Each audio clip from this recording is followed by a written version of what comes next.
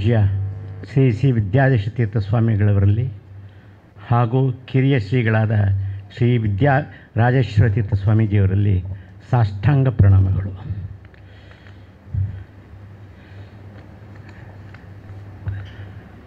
ಇವತ್ತು ಬೆಳಿಗ್ಗೆ ಎಸ್ ಸುಬ್ಬಲಕ್ಷ್ಮಿಯವರ ವೆಂಕಟೇಶ್ವರ ಸುಪ್ರಭಾವವನ್ನು ಕೇಳ್ತಾ ಇದ್ದೆ.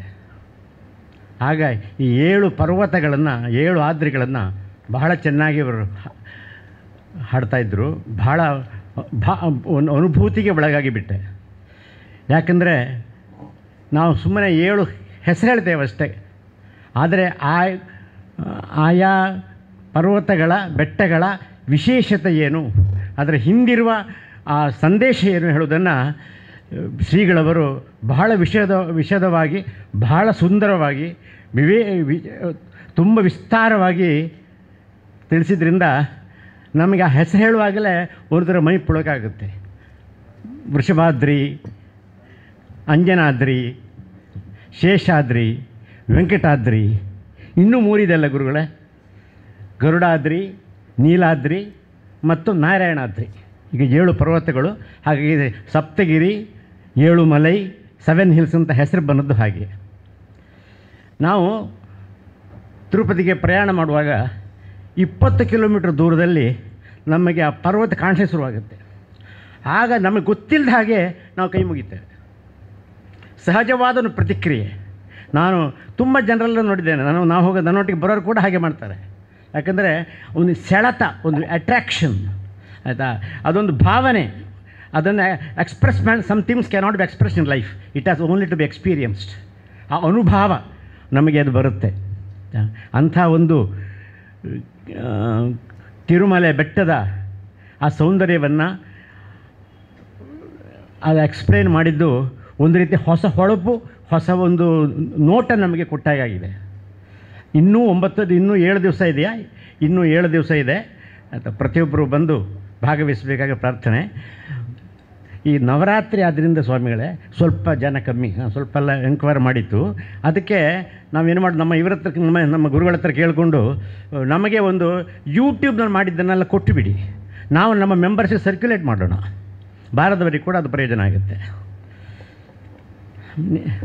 ಬೆಳಿಗ್ಗೆ ಬರುವಾಗ ಇದರಲ್ಲಿ ಒಂದು ಪದ್ಯ ಸಿಕ್ತು, ಗುರುಗಳ ಎದುರು ಹಾಡುವಂತ. ಹಾಡೋದಿಲ್ಲ, ಓದಲಿಕ್ಕೆ ಬರ್ತೇನೆ. ಗುರು ಅಂದರೆ ಏನು ಅಂತ. ಗುರು ನಮ್ಮ ಪಾಲಿನ ಮಹಾದೀಪ, ಗುರು ನಮ್ಮ ಜೀವನದ ನಂದಾದೀಪ, ಗುರು ನಮ್ಮ ಬದುಕಿಗೆ ದಿವ್ಯ ತೇಜ, ಗುರು ನಮ್ಮ ಬಾಳಿನ ಮಹಾರಾಜ, ಗುರು ನಮ್ಮ ಮುನ್ನಡೆಗೆ ಭವ್ಯ ಪ್ರಕಾಶ, ಗುರು ನಮ್ಮ ಜೀವನದ ಆನಂದ ಕೋಶ, ಗುರು ನಮ್ಮ ಮೇಲ್ಮೈಯ ಸಿರಿವರ ಪಾಠ, ಗುರು ನಮ್ಮ ಪ್ರಗತಿಯ ಸಾರ್ಥಕ ಓಟ, ಗುರು ಪರಮಾತ್ಮನ ಪ್ರೇಮದ ಕಡಲು, ಗುರು ಜಗದಂಬೆಯ ಅಂದದ ಮಡಿಲು, ಗುರು ನಿತ್ಯ ನಲಿವಿನ ಚುಂಬಕ ಶಕ್ತಿ, ಗುರು ಸತ್ಯ ಒಲವಿನ ಅಕ್ಷಯ ಭಕ್ತಿ. ಇದು ತುಂಬ ವಿದ್ಯಾಧೀಶ ತೀರ್ಥಿಗೆ ಇದು 100% ಅಪ್ಲೈ ಆಗುತ್ತೆ. ಗುರು ನಿತ್ಯ ನಲಿವಿನ ಚುಂಬಕ ಶಕ್ತಿ, ಗುರು ಸತ್ಯ ಒಲವಿನ ಅಕ್ಷಯ ಭಕ್ತಿ, ಗುರು ಪರಮಾತ್ಮನ ತೇಜಸ್ವಿ ಅಂಗ, ಗುರು ಭಗವಂತನ ಅನನ್ಯ ರಂಗ. ಶ್ರೀ ಗುರುವಿಗೆ ನಮೋ ನಮಃ. ನಮ್ಮ ನಾಯಕರು ಇದರಲ್ಲಿ ಕೂತ್ಕೊಂಡಿದ್ದಾರೆ. ಅವರು ಇನ್ಸಿಡೆಂಟ್ ಹೇಳಿದರು, ಅದನ್ನು ನಿಮ್ಮ ಪ್ರೇಕ್ಷಕರ ಹತ್ರ ಶೇರ್ ಮಾಡಲಿಕ್ಕೆ ನಾನು ಬಯಸ್ತೇನೆ. ಸುಮಾರು 25 ವರ್ಷದ ಕೆಳಗೆ ವಿದ್ಯಾಧೀಶರು ಅವರಿಗೆ ಹೇಳಿದ್ರಂತೆ, ವಿಷ್ಣು ಸಹಸ್ರನಾಮ ಓದಿ ಅಂದ್ಕೊಂಡು. ನನಗೆ ಪ್ರೊನೌನ್ಸಿಯೇಷನ್ಸ್ ಎಲ್ಲ ಎಫೆಕ್ಟ್ ಆಗುತ್ತೆ, ಹೇಗಿದ್ದರೂ ಒಟ್ಟಿಲ್ಲ ನೀವು ಅದನ್ನು ಓದಿ ಅಂತ ಹೇಳಿದ್ರಂತೆ. ಆದರೆ ಒಂದು ದಿವಸ ಬಿಡಬಾರ್ದು.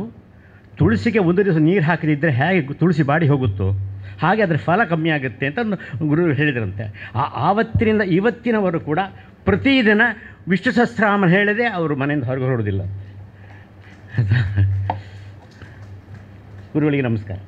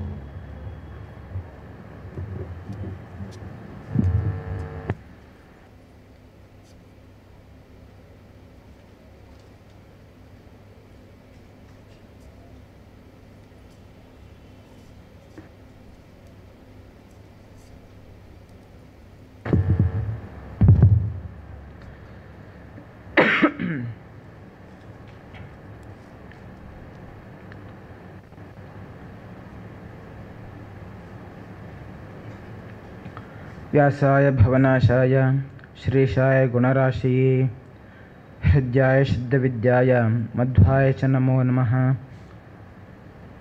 ಅಭ್ರಮಂ ಭಂಗರಹಿತಂ ಅದೃಢಂ ವಿಮಲಂ ಸದಾ ಆನಂದತೀರ್ಥಮತುಲಂ ಭಜೆ ತಾಪತ್ರಯಾಪಹಂ. ಬ್ರಹ್ಮಚರ್ಯ ಹರಿಪ್ರೀತಿ ಸುವಿದ್ಯಾ ವಾದಶಾಲಿನಃ ಇಷ್ಟದಾಂ ಕಷ್ಟಹರ್ತೃನ್ನಃ ವಿದ್ಯಾಮಾನ್ಯ ಮುನೀನ್ ನಮಃ. ಶ್ರೀ ಗುರುಭ್ಯೋ ನಮಃ.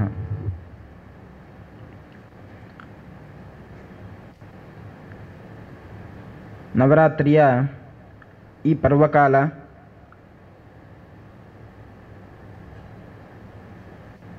ಈ ಸಮಯ ತುಂಬ ಅಪೂರ್ವವಾದದ್ದು.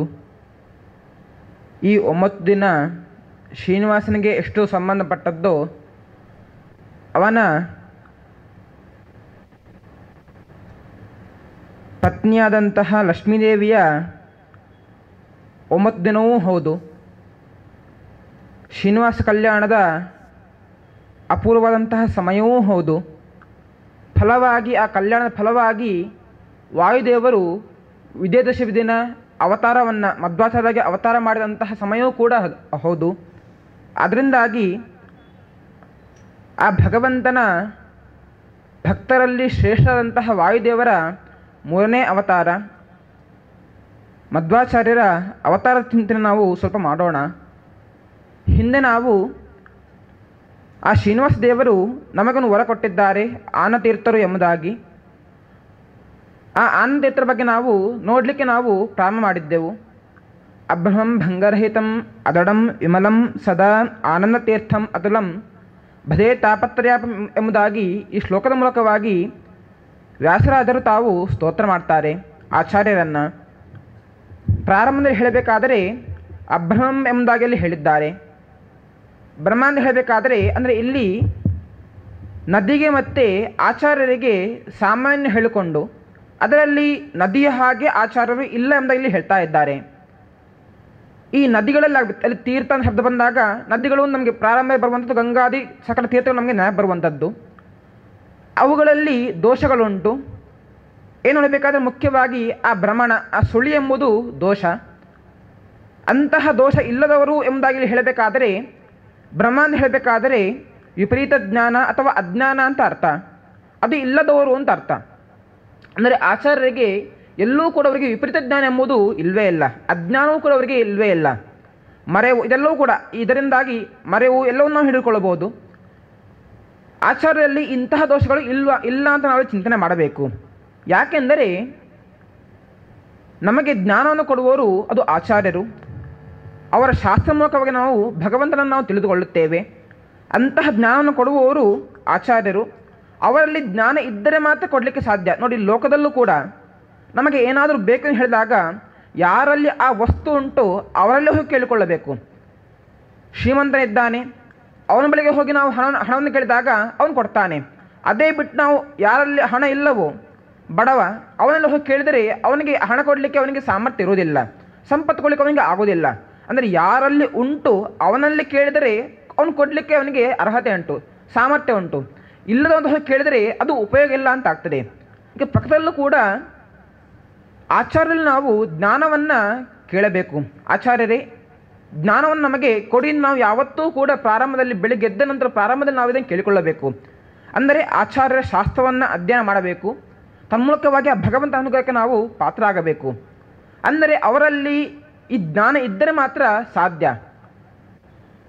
ಅವರು ಅವತಾರ ಆಗುವ ಸಮಯದಲ್ಲೂ ಕೂಡ ನಮಗೆ ಅವರ ಮಧ್ವಾಚಾರ್ಯರ ಅವತಾರ ಸಮಯದಲ್ಲಿ ನಮಗೆ ಈ ವಿಚಾರ ಗೊತ್ತಾಗ್ತದೆ. ಆಚಾರ್ಯರು ಎಲ್ಲ ಜ್ಞಾನವನ್ನು ಭಗವಂತನನ್ನು ಹಾಗೆ ಇಡೀ ಪ್ರಪಂಚ ಜ್ಞಾನ ಉಳ್ಳವರು ಅಂತ ನಮಗೆ ಗೊತ್ತಾಗ್ತದೆ. ಈ ಕಲಿಯುಗದಲ್ಲಿ ತುಂಬ ಆ ಸಮಯದಲ್ಲಿ 800 ವರ್ಷ ಹಿಂದೆ ಆ ಸಮಯದಲ್ಲಿ ಪೂರ್ಣವಾಗಿ ಭಗವಂತನ ವಿಪರೀತ ಜ್ಞಾನೇ ಇತ್ತು. ಭಗವಂತ ನಿರ್ಗುಣ, ಅವನಿಗೆ ಯಾವುದೇ ರೀತಿಯಾದಂತಹ ಆಕಾರ ಇಲ್ಲ. ಈ ರೀತಿಯಾಗಿ ಬೇರೆ ಬೇರೆ ರೀತಿಯಾದಂತಹ ಮತಗಳಲ್ಲಿ ಬರ್ತಾ ಹೋಗ್ತದೆ. ಆದರೆ ಭಗವಂತ ಅವನು ಸರ್ವೋತ್ತಮನಾದವನು, ಎಲ್ಲರಿಗಿಂತಲೂ ಭಿನ್ನನಾದವನು, ಅವನು ಗುಣಪರಿಪೂರ್ಣ. ಇಂಥ ವಿಚಾರವನ್ನು ತಿಳಿಸಬೇಕಿತ್ತು. ದೇವಲೋಕದಲ್ಲಿ ಸಭೆ ಆಗ್ತದೆ, ಯಾರು ಹೋಗುವುದು ಎಂಬುದಾಗಿ. ಈ ಕಲಿಯುಗದಲ್ಲಿ ಬೇರೆ ಯಾರೇ ದೇವತೆಗಳು ಬಂದರೂ ಕೂಡ ಅವ್ರಿಗೆ ಕಲಿಯ ಆವೇಶ ಆಗೇ ಆಗ್ತದೆ. ಕಲಿಯ ಆವೇಶ ಆಗದೇ ಇರುವಂತಹ ಕೆಲವರಿದ್ದಾರೆ. ಪ್ರಾರಂಭದಲ್ಲಿ ಹೇಳಬೇಕಾದ್ರೆ ಭಗವಂತ ತಾನು ಅವತಾರ ಮಾಡಬಹುದು. ಆದರೆ ಭಗವಂತನ ನಿಯಮ, ತಾನು ತ್ರಿಯುಗ ಹೂತಿ ಅಂದರೆ 3 ಯುಗದಲ್ಲಿ ತಾನು ಮಾತ್ರ ಅವತಾರ ಮಾಡ್ತಾನೆ. ಕೃತಯುಗ, ತ್ರೇತಾಯುಗ, ದ್ವಾಪರಯುಗ ಇದರಲ್ಲಿ ಅವತಾರ ಮಾಡ್ತಾನೆ. ಆದರೆ ಕಲಿಯುಗದಲ್ಲಿ ಭಗವಂತ ಅವತಾರ ಮಾಡೋದಿಲ್ಲ. ಅವನ ನಿಯಮ ಅದು ಯಾಕೆ ಪ್ರಶ್ನೆ ಮಾಡಲಿಕ್ಕೆ ಇಲ್ಲವೇ ಇಲ್ಲ. ಅವನ ನಿಯಮ ಅದು ನನಗೆ ಭಗವಂತ ಅವತಾರ ಮಾಡೋದಿಲ್ಲ ಅಂತ ಆಯಿತು. ಇನ್ನು ನಂತರ ಬ್ರಹ್ಮದೇವರಿದ್ದಾರೆ, ಅವರು ಬರಬಹುದು ಹೇಳಬೇಕಾದ್ರೆ ಅವರಿಗೆ ಅವತಾರನೇ ಇಲ್ಲ, ಅವರು ಬರಲಿಕ್ಕೆ ಆಗೋದಿಲ್ಲ. ಕೊನೆಗೆ ಈ ಇಬ್ಬರನ್ನು ಬಿಟ್ಟು ಬೇರೆ ಯಾರು ಇದ್ದಾರೆ, ಸರ್ವಜ್ಞ ಯಾರಿದ್ದಾರೆ ಅವರಿಗೆ ಕಲಿಯ ಆವೇಶ ಆಗೋದಿಲ್ಲ. ಅಂದರೆ ಭಗವಂತನ ಒಳ್ಳೆಯ ಜ್ಞಾನ ಉಳ್ಳಂತಹ ಆ ಉತ್ತಮರಲ್ಲಿ ಬೇರೆಯವರು ಯಾರು ನೋಡಬೇಕಾದ್ರೆ ಯಾರೂ ಸಿಗಲಿಲ್ಲ. ಆವಾಗ ಸರ್ವಜ್ಞನಾದವರು ನೋಡಬೇಕಾದರೆ ಅದು ಸ್ವತಃ ವಾಯುದೇವರು. ಅವರೇ ಕೊನೆಗೆ ಅವತಾರ ಮಾಡಿದೆ ಎಂಬುದಾಗಿ ಭಗವಂತ ತಾನು ಆಜ್ಞೆ ಮಾಡ್ತಾನೆ. ಅಂದರೆ ಒಳ್ಳೆ ಜ್ಞಾನ ಉಳ್ಳವರು ಅದು ಆಚಾರ್ಯ ಮಧ್ವರು. ಅದಕ್ಕೋಸ್ಕರನೇ ಅವರಿಗೆ ಪ್ರಾರಂಭದ ಅವತಾರ ಮಾಡಿದ ನಂತರದಲ್ಲಿ ಅವ್ರಿಗೆ ಹೆಸರು ಎನ್ನಬೇಕಾದರೆ ವಾಸುದೇವ ಎಂಬುದಾಗಿ. ಯಾಕೆ ಅಂತ ಪಂಡಿತಾಚಾರ್ಯರು ತಾವು ಮಧ್ಯದಲ್ಲಿ ಹೇಳ್ತಾರೆ, ಜ್ಞಾನಾರ್ಥಮೇವ ಯದಭೂತ್ ಅಸುದೇವ ಏಷಃ ಅಂತ ಹೇಳ್ತಾರೆ. ಅಂದರೆ ಮುಖ್ಯವಾಗಿ ಅಲ್ಲಿ ವಾಸುದೇವ ಅಂತ ಹೆಸರು. ಅದನ್ನು ಪದಚ್ಛೇದ ಮಾಡಬೇಕಾದ್ರೆ ಅಲ್ಲಿ 2 ಪದ ಉಂಟು. ವಾ ಅಸುದೇವ ಎಂಬುದಾಗಿ 2 ಪದ ಅಲ್ಲಿ. ವಾ ಅಂತ ಹೇಳಬೇಕಾದ್ರೆ ವಾ ಗತಿಗಂಧನೆಯೋ ಧಾತು, ಅಂದರೆ ಗತಿಯಿಂದ ಹೇಳಬೇಕಾದ್ರೆ ಜ್ಞಾನ ಅಂತ ಅರ್ಥ. ವಾ ಅಂತ ಹೇಳಿದರೆ ಜ್ಞಾನಕ್ಕೋಸ್ಕರ ಬಂದವನು ಅಸುದೇವ ಹೇಳಬೇಕಾದರೆ ಈ ಉಸಿರಿಗೆ ಮುಖ್ಯವಾಗಿ ನಿಯಾಮಕ ಅಂದರೆ ಪ್ರಾಣ ವಾಯುದೇವರು. ಅವರು ಜ್ಞಾನಕ್ಕೋಸ್ಕರ ಅವತಾರ ಮಾಡಿದ ಕಾರಣಕ್ಕೋಸ್ಕರ ಅವನಿಗೆ ವಾಸುದೇವ ಎಂಬ ಹೆಸರು ಕೂಡ ಸಾರ್ಥಕ ಅಂತ ಹೇಳ್ತಾರೆ. ಇನ್ನೂ ಅದಕ್ಕೆ ಬೇರೆ ಬೇರೆ ಅರ್ಥ ಮಾಡ್ಕೊಂಡು ಹೋಗ್ತಾರೆ. ಮುಖ್ಯವಾಗಿ ವಾಸುದೇವ ರೂಪಿಯಲ್ಲಿ ಭಗವಂತನ ಆ ಪಾದಕಮಲ ಯಾವತ್ತೂ ಕೂಡ ಭಕ್ತಿಯನ್ನು ಮಾಡುವವರು ಎಂಬ ಕಾರಣಕ್ಕೋಸ್ಕರ ಕೂಡ ವಾಸುದೇವ ಅಂತ ಇನ್ನೂ ವ್ಯಾಖ್ಯಾನ ಅದಕ್ಕೆ ಮಾಡಬಹುದು. ಮುಖ್ಯವಾಗಿ ನಮಗೆ ಬೇಕಿರೋದು ಹೇಳಬೇಕಾದರೆ ಪ್ರಾರಂಭದಲ್ಲಿ ಹೇಳಬೇಕಾದರೆ ಜ್ಞಾನಕ್ಕೋಸ್ಕರನೇ ಭಗವಂತ ವಾಯುದೇವರು ಅವತಾರ ಮಾಡಿದ ಕಾರಣಕ್ಕೋಸ್ಕರ ವಾಸುದೇವ ಅಂತ ಹೇಳ್ತಾರೆ. ಅಂದರೆ ಜ್ಞಾನ ಕಾರ್ಯಕ್ಕೆ ಮುಖ್ಯವಾಗಿ ಮಹತ್ವ ಕೊಟ್ಟದ್ದು ಅದು ಆಚಾರ್ಯ ಮಧ್ವರು. ಅಂದರೆ ಜ್ಞಾನ ಅವರಲ್ಲಿ ಪೂರ್ಣವಾಗಿ ಉಂಟು ನಾವು ತಿಳಿದುಕೊಳ್ಳಬೇಕು. ಅದು ಹೇಗೆ ತಗೊಳ್ಬೇಕಾದರೆ ನಾವು ಅವತಾರ ನೋಡ್ತಾ ಹೋಗಬೇಕು. ಅವರ ಇಡೀ ಆ ಮಧ್ವದಲ್ಲಿ ನಮಗೆ ಮಧ್ವಾಚಾರ್ಯರಲ್ಲಿ ಯಾವ ರೀತಿ ಜ್ಞಾನ ಉಂಟು ನಾವು ನೋಡ್ತಾ ಹೋಗಬಹುದು. ಚಿಕ್ಕ ವಯಸ್ಸು, ಅಕ್ಷರಾಭ್ಯಾಸ ಪ್ರಾರಂಭವಾಗಿದೆ. ತಂದೆ ಅಕ್ಷರಾಭ್ಯಾಸವನ್ನು ಮಾಡಿಸಿ ಮೊದಲ ದಿನ ಅಕಾರವನ್ನು ಬರೆಸುತ್ತಾರೆ. ಅದಕ್ಕೆ ಲೋಕದಲ್ಲಿ ನಾವು ನೋಡ್ತೇವೆ, ಮಕ್ಕಳಿಗೆ ನಾವು ಒಂದು ಅಕ್ಷರವನ್ನು ಮೊದಲಿಗೆ ಅಕಾರವನ್ನು ಬರೆದು ಅದನ್ನು ತಿದ್ತಾ ಇರಬೇಕು. ಆ ತಿದ್ದಿನಲ್ಲಿ ಅದಾದ ಮೇಲೆ ಪೂರ್ಣ ಅಭ್ಯಾಸ ಆದ ನಂತರದಲ್ಲಿ ಮರುದಿನನೋ ಅಥವಾ ಅವನಿಗೆ ಪೂರ್ಣ ಅಭ್ಯಾಸ ಆದ ಮೇಲೆ ಮತ್ತೊಂದು ಮುಂದಿನ ಆಕಾರವನ್ನು ಬರೆಸುವಂಥದ್ದು. ಇಲ್ಲಿ ಪಕ್ಕದಲ್ಲೂ ಕೂಡ ಆಚಾರ್ಯರಿಗೆ ಮಧ್ಯಗೆ ಭಟ್ಟರು ತಾವು ಅಕ್ಷರಾಭ್ಯಾಸ ಮಾಡ್ತಾ ಇದ್ದಾರೆ. ಮೊದಲ ದಿನ ಒಂದು ಅಕ್ಷರ ಬರೆಸುತ್ತಾರೆ, ಮರುದಿನ ಮತ್ತೆ ಪುನಃ ಅದೇ ಅಕ್ಷರನ ಬರೆಸುತ್ತಾರೆ. ಆವಾಗ ಮಧ್ವಾಚಾರ್ಯ ಕೇಳ್ತಾರೆ, ಆ ಪುಟ್ಟ ವಾಸುದೇವ ಕೇಳ್ತಾನೆ, ಅಪ್ಪ ಹಿಂದೆ ಇದನ್ನು ಬಳಸಿ ಆಗಿದೆ, ನೀವು ಮತ್ತೆ ಬರೋದನ್ನು ಯಾಕೆ ಬರೆಸಿದ್ದೀರಿ, ಬೇರೆ ಯಾವುದನ್ನಾದ್ರೂ ನನಗೆ ತಿಳಿಸಿ ಅಂತ ಹೇಳ್ತಾರೆ. ಅಂದರೆ ಆ ಚಿಕ್ಕ ವಯಸ್ಸಿನಲ್ಲಿ ಅವರಿಗೆ ಪೂರ್ಣವಾಗಿ ಜ್ಞಾನ ಉಂಟು. ಅದರಿಂದಾಗಿ ಹಿಂದೆ ಬಳಸಿದಂತಹ ಲಿಖಿತಮೇವ ಪುನರ್ಲಿಖಿತಂ ಕುತಃ ಅಂತ ಕೇಳ್ತಾರೆ. ಹಿಂದೆ ನೀವು ಬರೆಸಿ ಆಗಿದೆ, ಪುನಃ ಅದನ್ನು ಯಾಕೆ ಬರೆಸ್ತೀರಿ, ಬೇರೆ ಏನಾದರೂ ನನಗೆ ಬರೆಸಿ ಎಂಬುದಾಗಿ ಸ್ವತಃ ಮಧ್ವಾಚಾರ್ಯ ಹೇಳ್ತಾರೆ. ಅಂದರೆ ಆ ಚಿಕ್ಕ ವಯಸ್ಸಿನಲ್ಲಿ ಅವರಿಗೆ ಜ್ಞಾನ ಎಂಬುದು ಸಹಜವಾಗಿ ಅವರಲ್ಲಿ ಇರುವಂಥದ್ದು. ಇನ್ನೂ ಕೂಡ ಮುಂದೆ ಹೋಗಬೇಕಾದರೆ ಮುಂದೆ ಬೆಳೆಯುತ್ತಾರೆ. ಬೆಳೆದ ನಂತರದಲ್ಲಿ ಆಶ್ರಮವಾಗ್ತದೆ. ಅದಾದ ಮೇಲೆ ಸನ್ಯಾಸದ ನಂತರದಲ್ಲಿ ಅವರು ಈ ಬೇರೆ ಬೇರೆ ಆಶ್ರಮದಲ್ಲಿದ್ದಂಥ ಹಿಂದೆ ಹೇಳಿದ ಹಾಗೆಯೇ ಬೇರೆ ಬೇರೆ ಕುಮತಗಳಲ್ಲಿತ್ತು. ಅಂದರೆ ಭಗವಂತನಿಗೆ ವಿರುದ್ಧವಾದಂತಹ ಮತಗಳಿತ್ತು. ಭಗವಂತ ನಿರ್ಗುಣ, ಹೀಗೆ ಬೇರೆ ಬೇರೆ, ಅವನು ಸರ್ವೋತ್ತಮನಲ್ಲ, ಅವನು ನಮ್ಮ ಹಾಗೆಯೇ ನಮಗೂ ಅವನಿಗೂ ಐಕ್ಯ, ಹೀಗೆ ಬೇರೆ ಬೇರೆ ಮತಗಳೇ ಇತ್ತು. ಇದನ್ನು ಎಲ್ಲವನ್ನು ಕಂಡ ಮಾಡೋಕ್ಕೋಸ್ಕರ ಆಚಾರ್ಯರು ತಾವು ಅವತಾರ ಮಾಡಿದ್ದು. ತಾವು ಸನ್ಯಾಸಿಯಾಗಿ ಮಾಡುವಂಥ ಕಾರ್ಯ ನೋಡಬೇಕಾದರೆ ಎಲ್ಲೆಲ್ಲಿ ಅಂತಹ ಮತದವರು ಬರ್ತಾರೋ ಅವರ ಜೊತೆಗೆ ವಾದವನ್ನು ಮಾಡ್ತಾರೆ, ವಾದವನ್ನು ಮಾಡಿ ಸೋಲಿಸುತ್ತಾರೆ. ಆ ಸೋಲಿಸೋ ಕ್ರಮ ತುಂಬ ಚೆನ್ನಾಗುಂಟು. ಅವನು ಎದುರು ನಾವು ಪ್ರಶ್ನೆ ಮಾಡ್ತಾನೆ, ಪ್ರಶ್ನೆಗೆ ಉತ್ತರ ಕೊಡಬೇಕು. ತಾವು ಉತ್ತರ ಕೊಡಬೇಕಾದರೆ ಅವನಿಗೆ ಉತ್ತರ ಕೊಡಬೇಕಾದರೆ ತಾವು ತಮ್ಮದೇ ಕಪೋಲಕಲ್ಪಿತ ಅಂದರೆ ತಾವೇ ಯೋಚನೆ ಮಾಡಿ ಹೇಳಿದ್ದಲ್ವೇ ಅಲ್ಲ. ವೇದವ್ಯಾಸರು ತಾವು ಶಾಸ್ತ್ರದಲ್ಲಿ, ಪುರಾಣಗಳಲ್ಲಿ ಅಥವಾ ವೇದಗಳಲ್ಲಿ ಉಪನಿಷತ್ತುಗಳಲ್ಲಿ ಬಂದಂತಹ ಮಾತನ್ನು ಮುಂದೆ ಇಟ್ಟುಕೊಂಡೇ ಅವರು ಹೇಳ್ಕೊಂಡು ಹೋಗ್ತಾರೆ. ಅಂದರೆ ನೋಡಿ, ಆ ಆಚಾರ್ಯರ ಶಾಸ್ತ್ರ ನೋಡ್ತಾ ಹೋಗಬೇಕಾದರೆ ಎಲ್ಲೆಲ್ಲಿ ಒಂದು ಪ್ರಮಾಣದ ಅಂದರೆ ಏನಾದರೂ ವಿಚಾರ ಹೇಳಿದಾಗ ಅವರು ಮುಖ್ಯವಾಗಿ ವೇದವ್ಯಾಸರ ಮಾತನ್ನು ಮುಂದಿಟ್ಟೆ ಅದನ್ನು ವಿಚಾರಣೆ ಹೇಳ್ತಾರೆ. ಅಂದರೆ ತಾವು ಯಾವುದನ್ನು ಕೂಡ ತಾನೇ ಊಹಿಸಿದ್ದಲ್ವೇ ಅಲ್ಲ. ಮತ್ತೆ ನೋಡಬೇಕಾದರೆ ಇದಕ್ಕೆ ಪ್ರಮಾಣವಾಗಿ ಇನ್ನೊಂದು ಕಡೆ ಇಂತಹ ವಾಕ್ಯ ಉಂಟು ಅಂತ ತೋರಿಸಿಕೊಂಡೇ ಅವರು ಆ ವಿಚಾರಣೆ ಹೇಳ್ತಾರೆ. ಅಂದರೆ ಅವರಿಗೆ ಪೂರ್ಣವಾಗಿ 4 ವೇದಗಳು, ಪುರಾಣಗಳು, ಉಪನಿಷತ್ತುಗಳು ಹಾಗೆಯೇ ಮಹಾಭಾರತ ರಾಮಾಯಣ ಎಲ್ಲ ಗ್ರಂಥವೂ ಕೂಡ ಅವರಿಗೆ ಅವು ಸಹಜವಾಗಿ ಅವರಲ್ಲಿ ಇರುವಂಥದ್ದು. ಎಲ್ಲಿ ಯಾವಾಗ ಯಾವ ಸಮಯದಲ್ಲಿ ಯಾವ ವಾಕ್ಯ ಬೇಕೋ ಅದನ್ನು ಸಹಜವಾಗಿ ಹೇಳಿಕೊಂಡು ಅದಕ್ಕೆ ಸರಿಯಾಗಿ ಉತ್ತರ ಕೊಡುವವರು ಅದು ಆಚಾರ್ಯ ಮಧ್ವರು. ಅಂದರೆ ಜ್ಞಾನ ಅಷ್ಟು ಚೆನ್ನಾಗಿ ಅವರಲ್ಲಿ ಇತ್ತು. ಇಷ್ಟು ಮಾತ್ರ ಅಲ್ಲ, ಕೇವಲ ಇದು ಶಾಸ್ತ್ರ ವಿಚಾರ ಆಯಿತು. ಇನ್ನೂ ವಿಚಾರ ಹೇಳಬೇಕಾದರೆ ಅವರಿಗೆ ಈ ಭವಿಷ್ಯದ್ದು ಹಿಂದಿನ ಜ್ಞಾನ ಎಲ್ಲವೂ ಕೂಡ ಅವರಿಗೆ ಇತ್ತು. ಒಂದು ಕಡೆ ಸಂಚಾರ ಹೋಗ್ತಾ ಇರಬೇಕಾದರೆ ಅಲ್ಲಿ ಒಂದು ವಾದ ಅಂತ ಅಲ್ಲಿ ಆಗ್ತದೆ. ಒಂದು ವೇದದ ವಾಕ್ಯವನ್ನು ಇಟ್ಟುಕೊಂಡು ಅಲ್ಲಿ ವಾದ ಆಗ್ತದೆ. ಅದರಲ್ಲಿ ಅಪಾಲ ಎಂಬಂಥ ಒಂದು ಶಬ್ದ ಅಲ್ಲಿ ಬರ್ತದೆ. ಆ ಶಬ್ದಕ್ಕೆ ಏನು ಅರ್ಥ ಎಂಬುದಾಗಲಿ ತುಂಬಲ್ಲಿ ಚರ್ಚೆ ಆಗ್ತದೆ. ಚರ್ಚೆ ಆದಾಗ ಎಲ್ಲರೂ ಒಂದೊಂದು ಅರ್ಥವನ್ನು ಹೇಳ್ತಾರೆ. ಕೊನೆಯಲ್ಲಿ ಆಚಾರ್ಯರು ಒಂದು ಅರ್ಥ ಹೇಳಿ ಹೋಗ್ತಾರೆ. ಆ ಅರ್ಥ ಏನು ಅಂತ ಎಲ್ಲರಿಗೂ ಕೂಡ ಇದಕ್ಕೆ ಪ್ರಮಾಣ ಯಾವುದು ಅಂತ ಎಲ್ಲರೂ ಪ್ರಶ್ನೆ ಹಾಕ್ತಾರೆ. ಅದಕ್ಕೆ ಆಚಾರ್ಯ ಹೇಳುವಂತಹ ಮಾತೇನಬೇಕಾದರೆ, ನಿಮಗೆ ನನ್ನ ಮೇಲೆ ಅಷ್ಟು ಸಂಶಯ ಇದ್ದರೆ ಚಿಂತೆ ಪಡಬೇಡಿ, ನಾನು ಹೋಗ್ತೇನೆ ಇಲ್ಲಿಂದ. ಹೋದ ಮೇಲೆ ಸ್ವಲ್ಪ ಸಮಯ ಬಿಟ್ಟು ಒಬ್ಬ ವ್ಯಕ್ತಿ ಬರ್ತಾನೆ. ಅವನ ಇಡೀ ಲಕ್ಷಣ ಹೇಳ್ತಾರೆ. ಆ ವ್ಯಕ್ತಿ ಹೇಗಿದ್ದಾನೆ ಎಂಬುದನ್ನೇ ಹೇಳ್ತಾರೆ. ಆ ವ್ಯಕ್ತಿ ಬರ್ತಾನೆ. ಬಂದವನು ಈ ಶಬ್ದದ ನೀವು ಅವರಲ್ಲಿ ಈ ಪ್ರಶ್ನೆಯನ್ನು ಮಾಡಿ ಅವನು ಉತ್ತರ ಕೊಡ್ತಾನೆ ಹೇಳಿ ಹೋಗಿಬಿಡ್ತಾರೆ. ಅವರು ಹೇಳಿದ ಹಾಗೆಯೇ ಅದೇ ಸಮಯಕ್ಕೆ ಆ ವ್ಯಕ್ತಿ ಅದೇ ಲಕ್ಷಣವುಳ್ಳಂತಹ ಒಬ್ಬ ಜ್ಞಾನಿ ಬರ್ತಾನೆ. ಜ್ಞಾನಿ ಬಂದು ಆ ಅಪಾಲ ಶಬ್ದಕ್ಕೆ ಸರಿಯಾದಂತಹ ಅರ್ಥ, ಅಂದರೆ ಆಚಾರ್ಯ ಹೇಳಿದಂತಹ ಅದೇ ಅರ್ಥವನ್ನು ಆ ವ್ಯಕ್ತಿ ಹೇಳ್ತಾನೆ. ಆವಾಗ ಆ ಜ್ಞಾನಿ ಹೇಳ್ತಾನೆ. ಆವಾಗ ಅಲ್ಲಿರುವಂಥ ಅರ್ಥ ಆಗ್ತದೆ. ಏನೆಂದರೆ ಆಚಾರ್ಯರು ಸಾಮಾನ್ಯರು ಅಲ್ಲವೇ ಅಲ್ಲ. ಅಂದರೆ ಶಾಸ್ತ್ರದಲ್ಲಿ ಹೇಗೆ ನಿಪುಣರೋ ಹಾಗೆಯೇ ಭವಿಷ್ಯತ್ತಿನ ಅಂದರೆ ಜ್ಯೋತಿಷ್ಯದಲ್ಲಿ ಒಂದು ರೀತಿಯಲ್ಲಿ ಮುಂದೆ ಏನು ಆಗ್ತದೆ ಅದನ್ನು ಕೂಡ ಬಲ್ಲವರು ಆಚಾರ್ಯ ಎಂಬಂತಹ ಒಳ್ಳೆಯ ಜ್ಞಾನ ಅಲ್ಲಿರುವಂಥ ಜನರಿಗೆ ಬರ್ತದೆ. ಅಂದರೆ ಕೇವಲ ಶಾಸ್ತ್ರದಲ್ಲಿ ಮಾತ್ರ ಅಲ್ಲ, ಅದು ಬಿಟ್ಟು ಭವಿಷ್ಯತ್ತು ಏನಾಗ್ತದೆ, ಹಿಂದೆ ಏನಾಗಿತ್ತು ಎಲ್ಲವನ್ನು ಕೂಡ ಬಲ್ಲವರು ಅದು ಆಚಾರ್ಯರು. ಹೀಗೆ ಆಚಾರ್ಯ ಬಗ್ಗೆ ನಾವು ವಿಶೇಷವಾಗಿ ನಾವು ಆಚಾರ್ಯರಲ್ಲಿ ಮುಖ್ಯವಾಗಿ ಜ್ಞಾನವನ್ನು ಕೊಡಿ ಅಂತ ನಾವು ಪ್ರಾರ್ಥನೆ ಮಾಡಿದಾಗ ನಮಗೆ ಒಳ್ಳೆಯ ಜ್ಞಾನವನ್ನು, ಅಂದರೆ ನಾವು ಎಲ್ಲಿ ಯಾವ ಕಾರ್ಯವನ್ನು ಮಾಡಬೇಕು, ಯಾವ ಕಾರ್ಯವನ್ನು ಮಾಡಬಾರದು ಎಲ್ಲವನ್ನು ಕೂಡ ತಿಳಿಸುವವರು ಅದು ಆಚಾರ್ಯರು. ಅಂತಹ ಜ್ಞಾನವನ್ನು ಆಚಾರ್ಯರು ಕೊಡಲಿ ಅಂತ ನಾವು ಈ ಸಮಯ ನಾವು ಪ್ರಾರ್ಥನೆ ಮಾಡೋಣ ಅಂತ ಹೇಳ್ತಾ, ಇದೇ ರೀತಿ ಅವರ ಆ ಕೆಲವೊಂದು ಅಪೂರ್ವವಾದಂಥ ಘಟನೆ ನಾವು ನೋಡ್ತಾ ಹೋಗ್ಬೋದು. ಅದನ್ನು ನಾವು ಮುಂದೆ ನೋಡೋಣ ಅಂತ ಹೇಳ್ತಾ ಕೃಷ್ಣ ಪರಮಸ್ತು.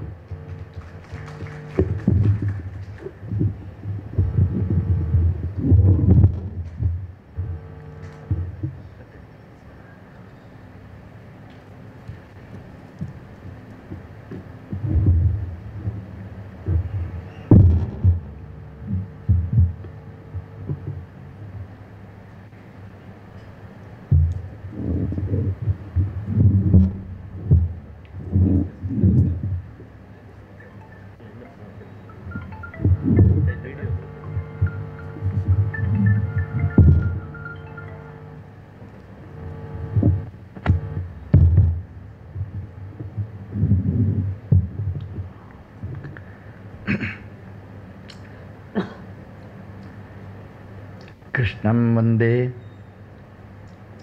ಮಂದಪಾಶಧರಂ ದಿವ್ಯಾರ್ಭಕಾಕೃತಿಂ ಶಿಖಾಬಂಧತ್ರಯೋಪೇತಂ ವೈಷ್ಮೀ ಮಧ್ವಕರಾಂಚಿತಂ ಕಲ್ಯಾಣಾದ್ಭುತಗಾತ್ರಾಯ ಕಾಮಿತಾರ್ಥಪ್ರದಾಯಿನೇ ಶ್ರೀಮದ್ವೆಂಕಟನಾಥಾಯ ಶ್ರೀನಿವಾಸಾಯ ತೇ ನಮಃ.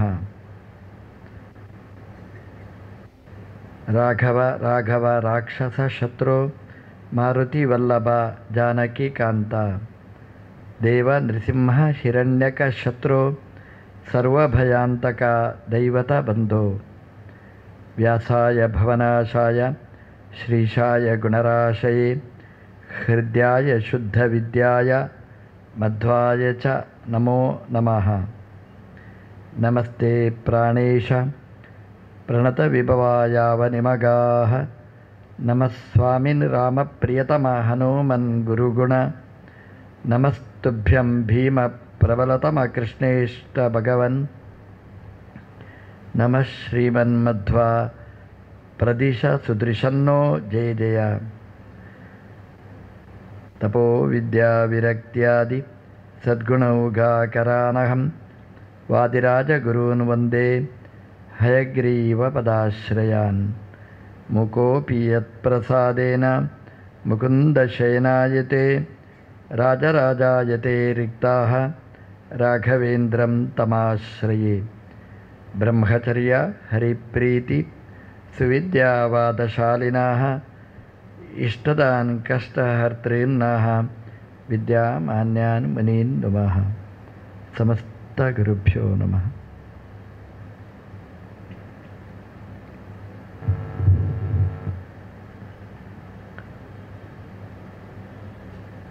ನಮ್ಮೆಲ್ಲರ ಆರಾಧ್ಯ ದೈವವಾದ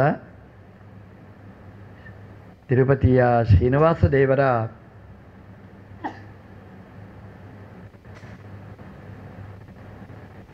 ಆವಾಸ ಸ್ಥಾನವಾದ ಆ ಬೆಟ್ಟದ ಮಹಿಮೆಯನ್ನು ಮೊದಲನೆಯ ಅಧ್ಯಾಯದಲ್ಲಿ ಭವಿಷ್ಯೋತ್ತರ ಪುರಾಣದಲ್ಲಿ ವಿವರಿಸಿದ್ದಾರೆ.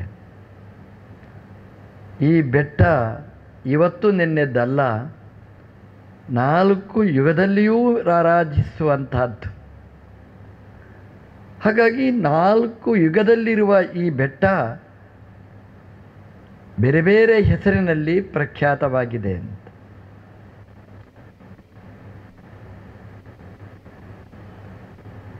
ಸೋತು ಗೆದ್ದವರ ಹೆಸರು ಈ ಬೆಟ್ಟಕ್ಕಿಟ್ಟಿದ್ದಾರೆ. ವೃಷಭ ಸೋತವ ದೇವರ ಮುಂಭಾಗದಲ್ಲಿ, ಅಂಜನಾದೇವಿ ಎಲ್ಲಿಯೂ ತನ್ನಗೆ ಮಕ್ಕಳಾಗದೇ ಇದ್ದಾಗ ಈ ಜಾಗವನ್ನು ಅರಸಿ ಬಂದು ಸಾಧನೆ ಮಾಡಿ ದೇವರಿಂದ ವರವನ್ನು ಪಡೆದವಳು. ಹಾಗಾಗಿ ಸೋತವಳು ಅಂಜನಾದೇವಿ, ಅವಳ ಹೆಸರನ್ನು ಈ ಬೆಟ್ಟಕ್ಕಿಟ್ಟಿದ್ದಾರೆ. ಅದೇ ಶೇಷಾದ್ರಿ ಅಂತ ಹೆಸರಿಡ್ತಾರೆ. ಶೇಷ ಸೋತವ ವಾಯುದೇವರ ಮುಂಭಾಗದಲ್ಲಿ ವಾದದಲ್ಲಿ, ಅದೇ ರೀತಿ ಬಲದಲ್ಲಿ. ಹಾಗಾಗಿ ಶೇಷಾದ್ರಿ ಅಂತ ಹೆಸರಿಟ್ಟರು. ಕೊನೆಗೆ ವೆಂಕಟಾದ್ರಿ ಅಂತ. ಸೋತವರ ಹೆಸರು ಯಾಕಿಡ್ತಾರೆ ಅಂತಂದರೆ, ನಾವೆಲ್ಲ ಜೀವನದಲ್ಲಿ ಸೋತವರೇ. ಆದರೆ ಸೋತವರ ಹೆಸರು ಯಾಕಿಟ್ರು ಅಂತಂದರೆ, ಸೋತು ಗೆದ್ದವರು ಅವರು, ಹಾಗಾಗಿ ಆ ನಾಮಕರಣ ಮಾಡಿದ್ದಾರೆ ಅಂತ. ವೃಷಭ ಸೋತ, ದೇವರು ಕೇಳಿದ ನಿನಗೇನು ಬೇಕು ಅಂತ. ದೇವರ ಮುಂಭಾಗದಲ್ಲಿ ಗೆದ್ದವ ಅವ. ಅಂಜನಾದೇವಿ ಸೋತ್ಲು ಬೇರೆ ಕಡೆ, ಭಗವಂತನ ಅನುಗ್ರಹ ಪಡೆದು ಗೆದ್ದಳು ಅವಳು. ಶೇಷ ಸೋತರು, ಅವರಿಗೆ ಭಗವಂತನ ಪರ್ಯಂಕತ್ವ, ಆಸನತ್ವ, ಪಾದುಕಾತ್ವಗಳು ಅದೆಲ್ಲ ಸಿಕ್ಕಿದ್ದು ಗೆಲುವಿನ ಲಕ್ಷಣ. ಹಾಗಾಗಿ ಜೀವನದಲ್ಲಿ ಸೋಲ್ತೇವೆ, ಅರ್ಧ ಮಾರ್ಕ್ ನಮಗೆ ಬಂತು. ಗೆಲ್ಲಬೇಕು, ಅದು ಇನ್ನೊಂದು ಅರ್ಧ ಮಾರ್ಕ್. 50% ನಾವು ಸೋತದ್ದಕ್ಕೆ ಮಾರ್ಕ್, 50% ನಾವು ಮತ್ತೆ ಗೆಲ್ಲಬೇಕು ಅದರಲ್ಲಿ. ಅಂದರೆ ಸೋತು ಸುಮ್ಮನೆ ಕೊಡುವುದಲ್ಲ, ಭಗವಂತನಿಗೆ ನಾವು ಶರಣಾಗತರಾದರೆ ಭಗವಂತ ನಮ್ಮನ್ನು ಎಷ್ಟು ಎತ್ತರಕ್ಕೆ ಕರ್ಕೊಂಡು ಹೋಗ್ತಾನೆ ಅನ್ನೋದಕ್ಕೆ ಈ ಕತೆ ಉದಾಹರಣೆಯಾಗ್ತದೆ. ಯಾರೂ ಪೂರ್ಣ ಗೆದ್ದವರು ಯಾರೂ ಇಲ್ಲ, ಆದರೆ ಸೋತಿರ್ತಾರೆ. ಆದರೆ ಭಗವಂತನಿಗೆ ಪೂರ್ತಿ ಶರಣಾಗತರಾಗ್ತಾರೆ. ಭಗವಂತ ಸೋಲು ಯಾಕೆ ಕೊಡ್ತಾನೆ ಅಂತಂದರೆ, ನೀನು ಗೆಲ್ಲಬೇಕು ಅನ್ನುವ ದೃಷ್ಟಿಯಲ್ಲೇ ಸೋಲನ್ನು ಕೊಡ್ತಾನೆ. ದೇವರು ಸೋಲಿಸಿದ ಅನ್ನೋದು ಅಷ್ಟರಿಂದ ನಾವು ದೇವರಿಗೆ ಬೈಲಿಕ್ಕೆ ಹೋಗಬಾರ್ದು. ದೇವರು ಸೋಲಿಸಿದ ಅಂತಂದರೆ ನಾಳೆ ಗೆಲ್ಲಿಸ್ತಾನೆ ಅಂತ ಭಗವಂತನಿಗೆ ನಾವು ಕಾಲು ಹಿಡಿದರೆ ಭಗವಂತ ನಮ್ಮನ್ನು ಗೆಲುವಿನ ಕಡೆ ಕರ್ಕೊಂಡು ಹೋಗ್ತಾನೆ ಅಂತ. ಇದು ಸ್ಫೂರ್ತಿಯ ಜಾಗ. ಇದು 4 ಹೆಸರುಗಳು. ವೆಂಕಟಾದ್ರಿ ಅಂತ ಈ ಕಲಿಯುಗದಲ್ಲಿ ಈ ಬೆಟ್ಟಕ್ಕೆ ಇಟ್ಟ ಹೆಸರು. ಯಾಕೆ ಅಂತಂದರೆ, ಮಾಧವ ಅನ್ನುವ ಒಬ್ಬ ಸದ್ಬ್ರಾಹ್ಮಣನ, ಅಸಚ್ಚಾರಿತ್ರ್ಯದ ಬ್ರಾಹ್ಮಣನ ಕಥೆಯನ್ನು ಉಲ್ಲೇಖ ಮಾಡಿದೆ. ಬ್ರಾಹ್ಮಣನ ಹೆಸರು ಕಥೆ ಯಾಕೆ ಹೇಳ್ತಾರೆ ಅಂತಂದರೆ, ಗೊತ್ತಿತ್ತು ತಪ್ಪು ಮಾಡಿದವ ಅನ್ನುವ ಅರ್ಥದಲ್ಲಿ ಹೇಳಿತ್ತು. ತಪ್ಪು ಮಾಡ್ತಾರೆ, ಎಲ್ಲರೂ ತಪ್ಪು ಮಾಡ್ತಾರೆ. ಗೊತ್ತಿಲ್ಲದೆ ಮಾಡುವ ತಪ್ಪು, ಗೊತ್ತಿದ್ದು ಮಾಡಿದ ತಪ್ಪು ಬ್ರಾಹ್ಮಣ. ಅಂದರೆ ನಮಗೆ ನಮ್ಮ ಇಂದ್ರಿಯಗಳ ಬಗ್ಗೆ ಎಷ್ಟು ನಿಯಂತ್ರಣ ಇದೆ ಇದರ ಬಗ್ಗೆ ಈ ಪುರಾಣ ನಮಗೆ ಪರಿಚಯ ನೀಡಿದೆ. ನಾನು ಅಂತ ನಾವು ಹಾರಾಡ್ತೇವೆ, ನಮಗೆ ಎಷ್ಟು ನಾನು ಅಂತ ಹೇಳಲಿಕ್ಕೆ ರೈಟ್ ನಮಗಿದೆ? ನಮ್ಮ ಇಂದ್ರಿಯಗಳು ನಾವು ಹೇಳಿದಾಗ ಕೇಳುತ್ತಾ? ಈ ಮಾಧವನ ಕಥೆಯಿಂದ ನಾವು ನೋಡಬೇಕು. ಅಪ್ಪ ಸಂಸ್ಕಾರ ಕೊಟ್ಟಿದ್ದಾನೆ, ವಿದ್ಯೆಗಳನ್ನು ಕೊಟ್ಟಿದ್ದಾನೆ, ಬೇಕಾದಷ್ಟು ಅರಿತವ. ಆದರೂ ಅವನು ಜಾರಿ ಬಿದ್ದ. ಜಾರಿ ಬೀಳುವುದು ಯಾವಾಗ? ನಾವು ದುರ್ಬಲರಾದಾಗ. ಯಾಕೆ ದೌರ್ಬಲ್ಯ ಬಂತು? ನಾವೇ ಸ್ವತಂತ್ರ ಅಂತ ಆದರೆ ನಾವು ಯಾಕೆ ಜಾರಬೇಕು? ನಾವು ಯಾಕೆ ಬೀಳಬೇಕು? ಈ ಪ್ರಶ್ನೆ ದಿನಾ ನಾವು ಮಾಡಿಕೊಳ್ಬೇಕಾದ್ದು ನಮ್ಮಲ್ಲಿ. ಹಾಗಾಗಿ ನಾನಲ್ಲ, ಆಲ್ಮೈಟಿ ಇನ್ನೊಬ್ಬ ಇದ್ದಾನೆ ಅನ್ನೋದನ್ನು ನಾವು ಮರೆಯಬಾರದು ಅನ್ನುವ ಪಾಠ ನಾವಿಲ್ಲಿ ಕಲಿಬೇಕಾದ್ದು. ಬ್ರಾಹ್ಮಣ ಮಾಧವ ಅವನು ಜಾರಿದ. ಆದರೆ ದೇವರು ಎಷ್ಟು ಕರುಣಾಳು ಅಂತಂದರೆ, ಎಲ್ಲಿ ಜಾರಿದ ಅಲ್ಲಿಯೇ ಅವನನ್ನು ಎಬ್ಬಿಸಿದ. ಜಾರಿದ್ದು ಎಲ್ಲಿ? ಒಂದು ಕುಂತಲೆಯ ಮುಂಭಾಗದಲ್ಲಿ ಕುಂಟಿ ಜಾರಿ ಬಿದ್ದ ಅವನು. ಕುಂತಲೆ ಅಂತಂದರೆ ನೀಲ ಕುಂತಲೆ, ನೀಲ ಕೇಶ ಉಳ್ಳವಳು. ಆ ಕೇಶಕ್ಕೆ ಅವನು ಮಾರು ಹೋದ, ಕೇಶವನನ್ನು ಮರೆತು ಬಿಟ್ಟ. ಕೇಶದ ಬೆನ್ನ ಹಿಂದೆ, ಕೇಶಿನಿಯ ಬೆನ್ನ ಹಿಂದೆ ಹೊರಟ, ಜಾರಿದ್ದು ಅಲ್ಲಿ. ದೇವರು ಏನು ಮಾಡಿದ, ಅವಳನ್ನೇ ಕರ್ಕೊಂಡು ಹೋದ, ಅವಳನ್ನೇ ಅದೃಶ್ಯಳನ್ನಾಗಿ ಮಾಡಿದ. ದೇವರು ಹೇಳಿದ, ಪ್ರಪಂಚದ ವ್ಯಾಮೋಹಕ್ಕೆ ನೀನು ಒಳಗಾಗಬೇಡ, ಇದೆಲ್ಲ ನಶ್ವರ ಅನ್ನುವ ಜ್ಞಾನವನ್ನು ಮೂಡಿಸಿದ. ಅವನು ಕುಂತಲೆ ಸರ್ವಸ್ವ ಅಂತ ಭ್ರಮಿಸಿದ್ದ. ತಂದೆ ತಾಯಿ, ಕೈ ಹಿಡಿದ ಹೆಂಡತಿ, ಓದಿದ ಶಾಸ್ತ್ರ ಎಲ್ಲ ತಿರದರ್ಪಣೆಗೊಟ್ಟು ಬಂದ. ಯಾಕಂದರೆ ಇದು ಸರ್ವಸ್ವ ಅಂತ ಭ್ರಮಿಸಿದ. ಇದೆಲ್ಲ ಸರ್ವಸ್ವ ಅಲ್ಲ, ನೀರ ಮೇಲಿನ ಗುಳ್ಳೆ, ನಿಜವಲ್ಲವೋ ಹರಿಯೇ ಅಂತ ದಾಸರು ಹೇಳಿದ ಹಾಗೆಯೇ ಮಾಧವ ಯಾವುದನ್ನು ಸರ್ವಸ್ವ ಅಂತ ನಂಬಿದ್ದ ಅದು ಕೈಕೊಟ್ಟಿತು. ಮತ್ತೆ ಹೇಗೆ ಅದು ಸರ್ವಸ್ವ ಆಗಲಿಕ್ಕೆ ಸಾಧ್ಯ? ಅನಿವಾರ್ಯವಾಗಿ ಭಗವಂತನ ಕಡೆ ತಿರುಗುವಂತಹ ಅವಕಾಶ ಬಂತು. ಮತ್ತೆ ಹುಟ್ಟಿದ ಮನೆಗೆ ಹೋಗುವ ಹಾಗಿಲ್ಲ, ತಂದೆ ತಾಯಿಗಳನ್ನು ಕಾಣುವ ಹಾಗಿಲ್ಲ, ಹೆಂಡತಿಗೆ ಮುಖ ತೋರಿಸುವ ಹಾಗಿಲ್ಲ. ಅಂತಹ ದಾರುಣ ಸ್ಥಿತಿ ಅವನಿಗೆ 12 ವರ್ಷದ ಈ ವನವಾಸ ಅನ್ನೋದಕ್ಕಿಂತಲೂ ವನವಾಸ. ಅವನು ಮಾಡಬಾರದ ಅಪರಾಧಗಳನ್ನೆಲ್ಲ ಒಂದು ಹೆಣ್ಣಿಗೋಸ್ಕರ ಮಾಡಿದ. ಅವನು ಆ ಹೆಣ್ಣೇ ಕೈಬಿಟ್ಟು ಹೋದಾಗ ಆ ಜಾಗ ಸರಿಯಿಲ್ಲ ಅಂತ ಭಗವಂತ ತೋರಿಸಿದ. ಈ ಬ್ರಹ್ಮಸೂತ್ರದಲ್ಲಿ ಒಂದು ಮೊದಲನೇ ಸೂತ್ರನೇ ಹಾಗೆ, ಅಥಾತೋ ಬ್ರಹ್ಮ ಜಿಜ್ಞಾಸ ಅಂತ. ನಾವು ದೇವರ ಕಡೆಗೆ ಜಿಜ್ಞಾಸೆ ಯಾವಾಗ ಮಾಡ್ತೇವೆ? ಈ ಪ್ರಪಂಚದಲ್ಲಿ ಏನೂ ಇಲ್ಲ ಅಂತ ಆದಾಗ ಏನಿದೆ ಅಂತ ನಾವು ಅರಸಲಿಕ್ಕೆ ಹೋಗುವಂಥದ್ದು.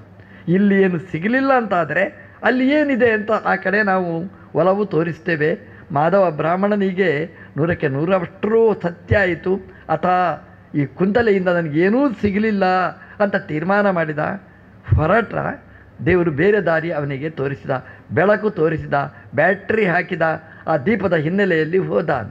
ನಾವೆಲ್ಲ ಹೇಗೆ ಅಂತಂದರೆ ದೇವರು ಬ್ಯಾಟ್ರಿ ಹಾಕ್ತಾ ಇರ್ತಾನೆ, ಆದರೆ ಆ ದೀಪವನ್ನೇ ನೋಡುವುದಿಲ್ಲ, ಬೇರೆ ಕಡೆ ತಿರುಗಿ ಹೋಗ್ತೇವೆ.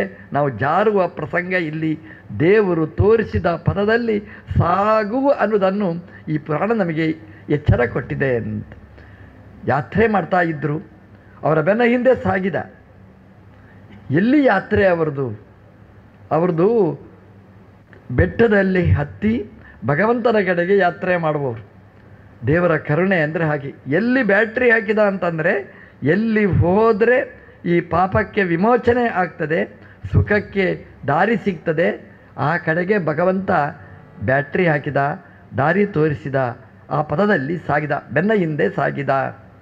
ವಾದಿರಾಜರು ಒಂದು ಕಡೆ ಹೇಳ್ತಾರೆ, ಯದ್ಯಾತ್ರಾ ಪಿತೃಮಂಡಲಸ್ಯ ತನುತೆ ವೈಕುಂಠ ಯಾತ್ರಾಂ ಪರಾಂ ಅಂತ. ನಾವು ಯಾತ್ರೆಗೆ ಹೊರಡ್ತೇವೆ ಅಂತೆ. ನಾವು ಕಾಶಿ, ಗಯಾ, ಪ್ರಯಾಗ ಬರೀ ಪಿಕ್ನಿಕ್ ಅಲ್ಲ, ಅದು ಅಲ್ಲ ಅಂತ ನಾನು ಹೇಳೋದಲ್ಲ, ಪಿಕ್ನಿಕ್ಕು ಆಗಿರ್ತದೆ. ಆದರೆ ಅದೇ ಅಂತ ಅನುಸಂಧಾನ ಮಾಡಬೇಡಿ, ಅದರೊಟ್ಟಿಗೆ ಇನ್ನೂ ಇದೆ ಅಂತ.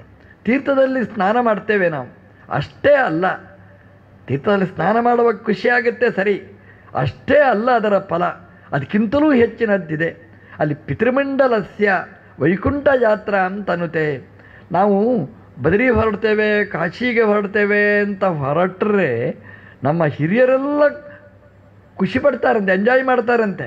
ಏನು ಅಂತಂದರೆ ಇದು ನನ್ನ ಸಂತಾನದವ ಮಾಡಿದ ಯಾತ್ರೆ ಅಲ್ಲ, ಬರೀ ಯಾತ್ರೆ ಅಲ್ಲ, ಇದು ನಮ್ಮ ವೈಕುಂಠ ಯಾತ್ರೆ ಅಂತ ಚಿಂತನೆ ಮಾಡ್ತಾರೆ ಅಂತ. ಅಂದರೆ ನಾವು ಹೋಗಿ ಅಲ್ಲಿ ಮಾಡುವ ಪುಣ್ಯ ಕರ್ಮಗಳು ಅದರ ಫಲದಿಂದಾಗಿ ಅವರು ಭಗವಂತನ ಲೋಕಕ್ಕೆ ಸಾಗ್ತಾರೆ ಅಂತ. ಈ ಬ್ರಾಹ್ಮಣ ಮಾಧವ ಅವರ ಬೆನ್ನ ಹಿಂದೆ ಸಾಗಿದ. ಕಪಿಲತೀರ್ಥದಲ್ಲಿ ಶ್ರಾದ್ದ ಮಾಡ್ತಾರೆ. ಇವ ನೋಡ್ತಾನೆ ಶ್ರಾದ್ದ ಮಾಡಬೇಕು ಅಂತ. ಶ್ರಾದ್ದ ಮಾಡಲಿಕ್ಕೆ ಇವನಿಗೆ ಆಗುವುದಿಲ್ಲ. ಜನಿವಾರನೇ ಕಿತ್ತು ಬಿಸಾಡಿದ್ದಾಳೆ ಕುಂತಲೆ. ಯಾವಾಗ ಅವಳನ್ನು ಮುಟ್ಟಿದ, ಮೊದಲು ಮಾಡಿದ್ದೇ ಯಜ್ಞೋಪವೀತ ಕಟ್ ಮಾಡಿದ್ಲು ತುಂಡು. ಇಬ್ಬರು ಶ್ರಾದ್ದ ಅಂದರೆ ಎಡಕ್ಕೆ ತಿರುಗಿಸಿ ಬಲಕ್ಕೆ ತಿರುಗಿಸಿ ಅಂತ ಹೇಳ್ತಾರೆ, ಎಂಥದ್ದು ಬೆಲಕ್ಕೆ. ಹಾಗಾಗಿ ನೋಡಿದ, ಎಲ್ಲ ನೆನಪಾಯಿತು. ಏನು ತಪ್ಪು ಮಾಡಿದೆ, ಏನು ಅನ್ಯಾಯ ನಡೆಯಿತು. ಹಾಗಾಗಿ ಅವರು ಪಿಂಡ ಪ್ರದಾನ ಮಾಡಿದರೆ ಮಣ್ಣಿನ ಪಿಂಡ ಮಾಡಿ ಅವನು ಸಮರ್ಪಣೆ ಮಾಡಿದ.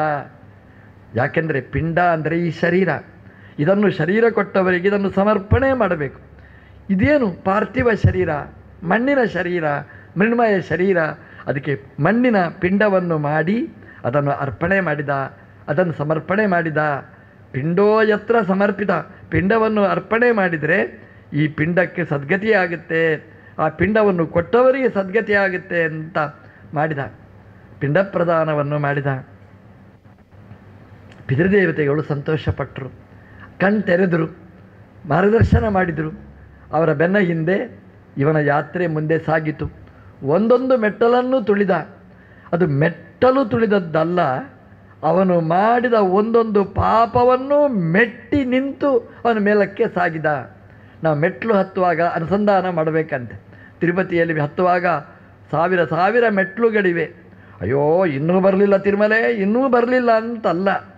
ಒಂದು ಮೆಟ್ಟಲು ಮೇಲೆ ಏರಿದರೆ ಭಗವಂತನಿಗೆ ಒಂದು ಮೆಟ್ಟಲು ನಾವು ಹತ್ತಿರಾದೆವು ಅಂತ ನಾವು ಅನುಸಂಧಾನ ಮಾಡಬೇಕು. ಅದರ ಅರ್ಥ ನಮ್ಮ ಒಂದು ಪಾಪ ಹೋಯಿತು ಅಂತ. ಸಾವಿರ ಪಾಪಗಳಿದ್ದರೆ ಒಂದು ಮೆಟ್ಟಲು ಹತ್ತಿದರೆ ಪಾಪ ಮೆಟ್ಟಿತು, ನಾವು ಮೇಲಕ್ಕೆ ಹೋದೆವು ಅಂತಂದರೆ ಪಾಪ ಕಡಿಮೆ ಆಯಿತು ಅಂತ ಅನುಸಂಧಾನ ಮಾಡಿ ನಾವು ಮೆಟ್ಟಲು ಹತ್ತಬೇಕಂತೆ. ಅವನು ಮಾಡಿದ ಪಾಪಗಳು ಅಷ್ಟಿತ್ತು. ಒಂದೊಂದು ಮೆಟ್ಟಲು ಹತ್ತುವಾಗಲೂ ಅನುಸಂಧಾನ ಮಾಡಿದ, ಈ ಪಾಪ ಮಾಡಿದೆ, ಇದು ಅನ್ಯಾಯ ಅನ್ಯಾಯ ಅಂತ ಅನುಸಂಧಾನ ಮಾಡಿದ. ಪಾಪಕ್ಕೆ ಪ್ರಾಯಶ್ಚಿತ ಯಾವುದು ಅಂತಂದರೆ ನಾವು ಅದನ್ನು ಒಪ್ಪಿಕೊಳ್ಳುವುದೇ ಪ್ರಾಯಶ್ಚಿತ. ನಾನು ತಪ್ಪು ಮಾಡಿದೆ, ನಮ್ಮಲ್ಲೆಲ್ಲ ಇದೆ, ತಪ್ಪು ಮಾಡಿದರೆ ಸ್ವಾರಿ ಅಂತ ಹೇಳಿದ್ರೆ ಮುಗಿದೋಯ್ತು. ಸ್ವಾರಿ ಅನ್ನೋದು ಅದಕ್ಕೆ ಪ್ರಾಯಶ್ಚಿತ್ತ ಅಲ್ಲ. ಯಾಕೆ ಸ್ವಾರಿ ಅಂತ ಹೇಳ್ತೇವೆ, ಮತ್ತೆ ನಾಳೆ ಮಾಡ್ತೇವೆ ನಾವು. ಪ್ರಾಯಶ್ಚಿತ್ತ ಅಂತಂದರೆ ನಾನು ಮಾಡಿದ್ದು ತಪ್ಪು ಅಂತ ಮನಪೂರ್ವಕವಾಗಿ ಒಪ್ಪಿಕೊಂಡು ಅದನ್ನು ಕೈ ಬಿಡಬೇಕು. ಬಿಟ್ಟ ಒಂದೊಂದೇ ಅಪರಾಧಗಳನ್ನು ಕೈ ಬಿಟ್ಟು ಬೆಟ್ಟದ ಮೂಲಕ ಯಾತ್ರೆಯನ್ನು ಮಾಡಿದ. ಬೆಟ್ಟದ ಎತ್ತರಕ್ಕೆ ಹೋದ. ಇದು ಭಗವಂತನ ಲೋಕಕ್ಕೆ ಹೋಗಲಿಕ್ಕಿರುವ ದಾರಿ. ದೇವರು ಕರ್ಕೊಂಡು ಹೋದ. ಒಂದೊಂದೇ ಮೆಟ್ಟಲು ಹತ್ತಿ ಎತ್ತರಕ್ಕೆ ದೇವರ ಹತ್ರ ಕರ್ಕೊಂಡು ಹೋದ. ಹೋಗುವಾಗ ಅವನಿಗೆ ಸಾಕಾಯಿತು, ಸುಸ್ತಾಯಿತು ಅವನಿಗೆ. ಬೆಟ್ಟ ಹತ್ತಿದ್ರೆ ಅವನಿಗೆ ವಾಂತಿ ಆಯಿತು ಅಂತ ಹೇಳ್ತಾರೆ. ಅದು ಏನು ವಾಂತಿ ಅಂತಂದರೆ ಯಾವುದೋ ವಾಂತಿ ಅಲ್ಲ, ಅದು ಉಪವಾಸ ಬಂದವ. ಅವನು ಒಳಗೆ ಆಹಾರ ಇದ್ದರೆ ವಾಂತಿ ಆಗ್ಬೋದು, ಆಹಾರ ಇಲ್ಲದೆ ಬಂದವ ಇವ. ಉಪವಾಸ ಕೂತು ಬಂದಿದ್ದಾನೆ. ಅದು ಏನು ವಾಂತಿ ಅಂತಂದರೆ ಪುರಾಣಗಳು ಹೇಳ್ತವೆ, ಅವನು ಏನು ಅನ್ಯಾಯ ಮಾಡಿದ, ಮಾಂಸ ತಿಂದಿದ್ದ, ಮದ್ಯ ಕುಡಿದಿದ್ದ, ಮಾಡಬಾರದ ಎಲ್ಲ ದುಶ್ಚಟ ದುರ್ವ್ಯಸನಗಳು ಎಲ್ಲ ತುಂಬಿ ತುಳುಕಿತ್ತು. ಅದೆಲ್ಲ ಒಂದೊಂದು ಹನಿ ಹನಿಯಾಗಿ ವಾಂತಿಯ ರೂಪದಲ್ಲಿ ಅದು ಹೊರಗೆ ಬಂತು. ಎಲ್ಲ ವಮನೆ ಮಾಡಿದ ಅಂತ. ಬ್ರಹ್ಮಾದಿ ದೇವತೆಗಳು ಆಕಾಶದಲ್ಲಿ ಸೇರಿದ್ರಂತೆ. ಏನಪ್ಪ ಇದು ಪವಾಡ ಅಂತ. ಒಬ್ಬ ವಾಂತಿ ಮಾಡಿದ, ಎಲ್ಲ ಖಾಲಿ ಆಯಿತು. ಬ್ರಹ್ಮದೇವರಿಗೆ ಆನಂದ ಆಯ್ತಂತೆ. ಎಲ್ಲ ಪಾಪವನ್ನು ಕಳ್ಕೊಂಡ. ಆ ಬೆಟ್ಟಕ್ಕೆ ಏನು ಶಕ್ತಿ ಇದೆ ಅಂತಂದರೆ ಮಾಡಿದ ಪಾಪಗಳನ್ನು ಕಳಚಿಕೊಂಡು ಪರಿಹಾರ ಮಾಡುವ ಶಕ್ತಿ ಇದೆ ಅಂತ. ನಮಗೆಲ್ಲ ಒಳ್ಳೆಯ ಸ್ಫೂರ್ತಿ ಕೊಡುವ ಜಾಗ ಇದೊಂದು. ಏನು ಅಂತಂದರೆ ಪಾಪ ಎಲ್ಲ ಮಾಡೋದು, ಒಂದು ಸಲ ರೈ ಅಂತ ಬೆಟ್ಟ ಹತ್ತೋದು, ಮತ್ತೆ ಇಳಿಯೋದು, ಮತ್ತೆ ಪಾಪ ಮಾಡೋದು. ಯಾಕೆ ಅಂತಂದರೆ ಬೆಟ್ಟ ಹತ್ತಿದರೆ ಪಾಪ ಪರಿಹಾರ ಆಗುತ್ತೆ. ಪಾಪ ಪರಿಹಾರ ಆಗಬೇಕಾದ್ರೆ ಪಾಪ ಮಾಡಬೇಕಲ್ವ. ಪಾಪ ಮಾಡುವುದು ಬೆಟ್ಟ ಹತ್ತೋದು, ಪಾಪ ಮಾಡೋದು ಬೆಟ್ಟ ಹತ್ತೋದು. ಹೀಗಲ್ಲ. ಒಬ್ಬರು ಬದರಿ ಹೋಗಿದ್ರಂತೆ ಸಿಗರೇಟ್ ಬಿಡಬೇಕು ಅಂತ. ಅಲ್ಲಿ ಸಿಗರೇಟ್ ಇಲ್ಲಿ ಸೇದುವುದು, ಅಲ್ಲಿ ಬಿಡುವುದು, ಇಲ್ಲಿ ಸೇದುವುದು. ಕೊನೆಗೆ ಕೇಳಿದ್ರಂತೆ, ಮತ್ತೆ ನೀನು ಸಿಗರೇಟ್ ಬಿಟ್ಟಿದ್ದೀಯಲ್ವಾ ಅಂತ. ಹೌದು. ಏನು ಬದರಿಯಲ್ಲಿ ಸಿಗರೇಟ್ ಬಿಟ್ಟದ್ದು ಅಂದರೆ ಇಲ್ಲಿ ಸೇರ್ತೇನೆ ಅಂತ. ಇಲ್ಲಿ ಸೇದುವುದು ಅಲ್ಲಿ ಬಿಡುವುದು ಅಲ್ಲ. ಪಾಪ ಅವನು ಪರಿಮಾರ್ಜನೆ ಆಯಿತು ಅವನು. ಯಾಕೆ ಇನ್ನು ಎಂದೂ ಆ ಕಡೆ ತಿರುಗದಿದ್ದಷ್ಟು ಮಟ್ಟಿಗೆ ಅವನು ಪಾಪದಿಂದ ವಿಮುಖನಾಗಿದ್ದ. ಹಾಗಾಗಿ ಬ್ರಹ್ಮದೇವರೇ ಕೆಳಗಿಳಿದು ಬಂದು ಅವನ ತಲೆಯ ಮೇಲೆ ಕೈಯಿಟ್ಟು ಆಶೀರ್ವಾದ ಮಾಡಿದರಂತೆ. ಅವನ ಪಾಪ ಎಲ್ಲ ಪರಿಹಾರ ಆಯಿತು. ಆ ದೇಹ ಪಾಪಮಯವಾದ ದೇಹ, ಅದಕ್ಕೆ ಪರಿಮಾರ್ಜನೆ ಎಲ್ಲಿ? ಆ ದೇಹವನ್ನೇ ತೊರೆದ ಅಂತ. ಮಾಧವ ಅನ್ನುವ ಬ್ರಾಹ್ಮಣ ಶರೀರವನ್ನು ತೊರೆದ.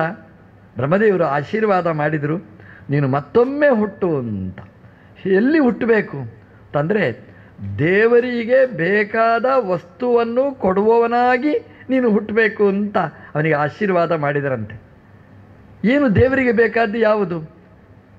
ದೇವರಿಗೆ ಬೇಕಾದ್ದು ಕಲ್ಯಾಣ, ಕಲ್ಯಾಣಕ್ಕೆ ಬೇಕಾದ್ದು ವಧು. ಆ ವಧುವನ್ನು ಕೊಡುವವನಾಗಿ ಹುಟ್ಟು ಅಂತ. ವಧು ಅಂದರೆ ಪದ್ಮಾವತಿ. ಪದ್ಮಾವತಿಯ ಅಪ್ಪ ಆಕಾಶರಾಜ. ಆಕಾಶರಾಜನಾಗಿ ನೀನು ಹುಟ್ಟು ಅಂತ ಅವನಿಗೆ ವರವನ್ನು ಕೊಟ್ಟರಂತೆ. ಎಂಥ ಸೌಭಾಗ್ಯ!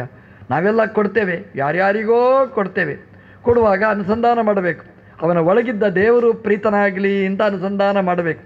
ನಾವು ಕೊಡ್ತೇವೆ, ಕೊಟ್ಟ ಮೇಲೆ ಬೈತಾ ಇರ್ತಾನೆ ಅವನು. ನಮಗೆ ಬೇಜಾರು, ಕೊಡಲೇಬಾರ್ದಿತ್ತು ಅಂತ ನಮಗೆ ಅನಿಸ್ತದೆ. ಅದಕ್ಕೆ ನಮ್ಮ ಹಿರಿಯರು ಹೇಳಿತ್ತು, ಕೊಡುವಾಗ ವ್ಯಕ್ತಿಗೆ ಕೊಡಬೇಡ. ಯಾಕೆಂದರೆ ವ್ಯಕ್ತಿಗೆ ಕೊಟ್ಟರೆ ಅದು ಶಾಂತ, ಅಲ್ಲಿ ಒಳ್ಳೆದಾಯಿತು ಅಂತ ಹೇಳ್ತಾನೆ, ಹಿಂಬದಿಯಲ್ಲಿ ಬೈತಾನೆ. ನಾವು ಯಾರಿಗೆ ಕೊಡಬೇಕು ಅಂತಂದರೆ ಅವನ ಒಳಗಿದ್ದ ಶಕ್ತಿಗೆ ನಾವು ಕೊಡಬೇಕಾದ್ದು, ಅಂತರ್ಯಾಮಿಗೆ ನಾವು ಕೊಡಬೇಕು. ಕೊಟ್ಟರೆ ಅದು ಅನಂತ ಆಗುತ್ತೆ, ಅನಂತ ಕಾಲದಲ್ಲಿ ಪರ್ಯವಸಾನ ಆಗುತ್ತೆ.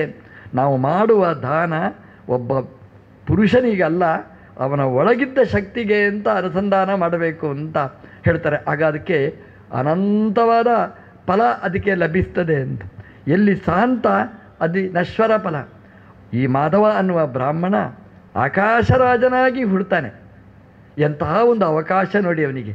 ಆಕಾಶರಾಜನಿಗೆ ಸಿಕ್ಕಿದ ಅವಕಾಶ ದೊಡ್ಡ ಅವಕಾಶ. ಅಂಥವರಿಗಿಂಥವರಿಗೆ ದಾನ ಕೊಡುವುದಲ್ಲ, ಸರ್ವೋತ್ತಮನಾದ ಭಗವಂತನಿಗೇ ದಾನ ಮಾಡುವ ಅವಕಾಶ. ಅದು ಏನು ದಾನ? ತನ್ನ ಮಗಳನ್ನೇ ಕೊಡುವ ಅವಕಾಶ. ದೇವರೇ ಕೇಳಿಕೊಂಡು ಬರ್ತಾನೆ, ದೇವರ ಕೈಯಲ್ಲೇ ಪಾಣಿಗ್ರಹಣ ಮಾಡಿಕೊಡ್ತಾನೆ. ಆ ಹೆಸರು ನೋಡಿ, ಇವತ್ತು ಆಕಾಶರಾಜಸ್ಯ ಪುತ್ರೀ.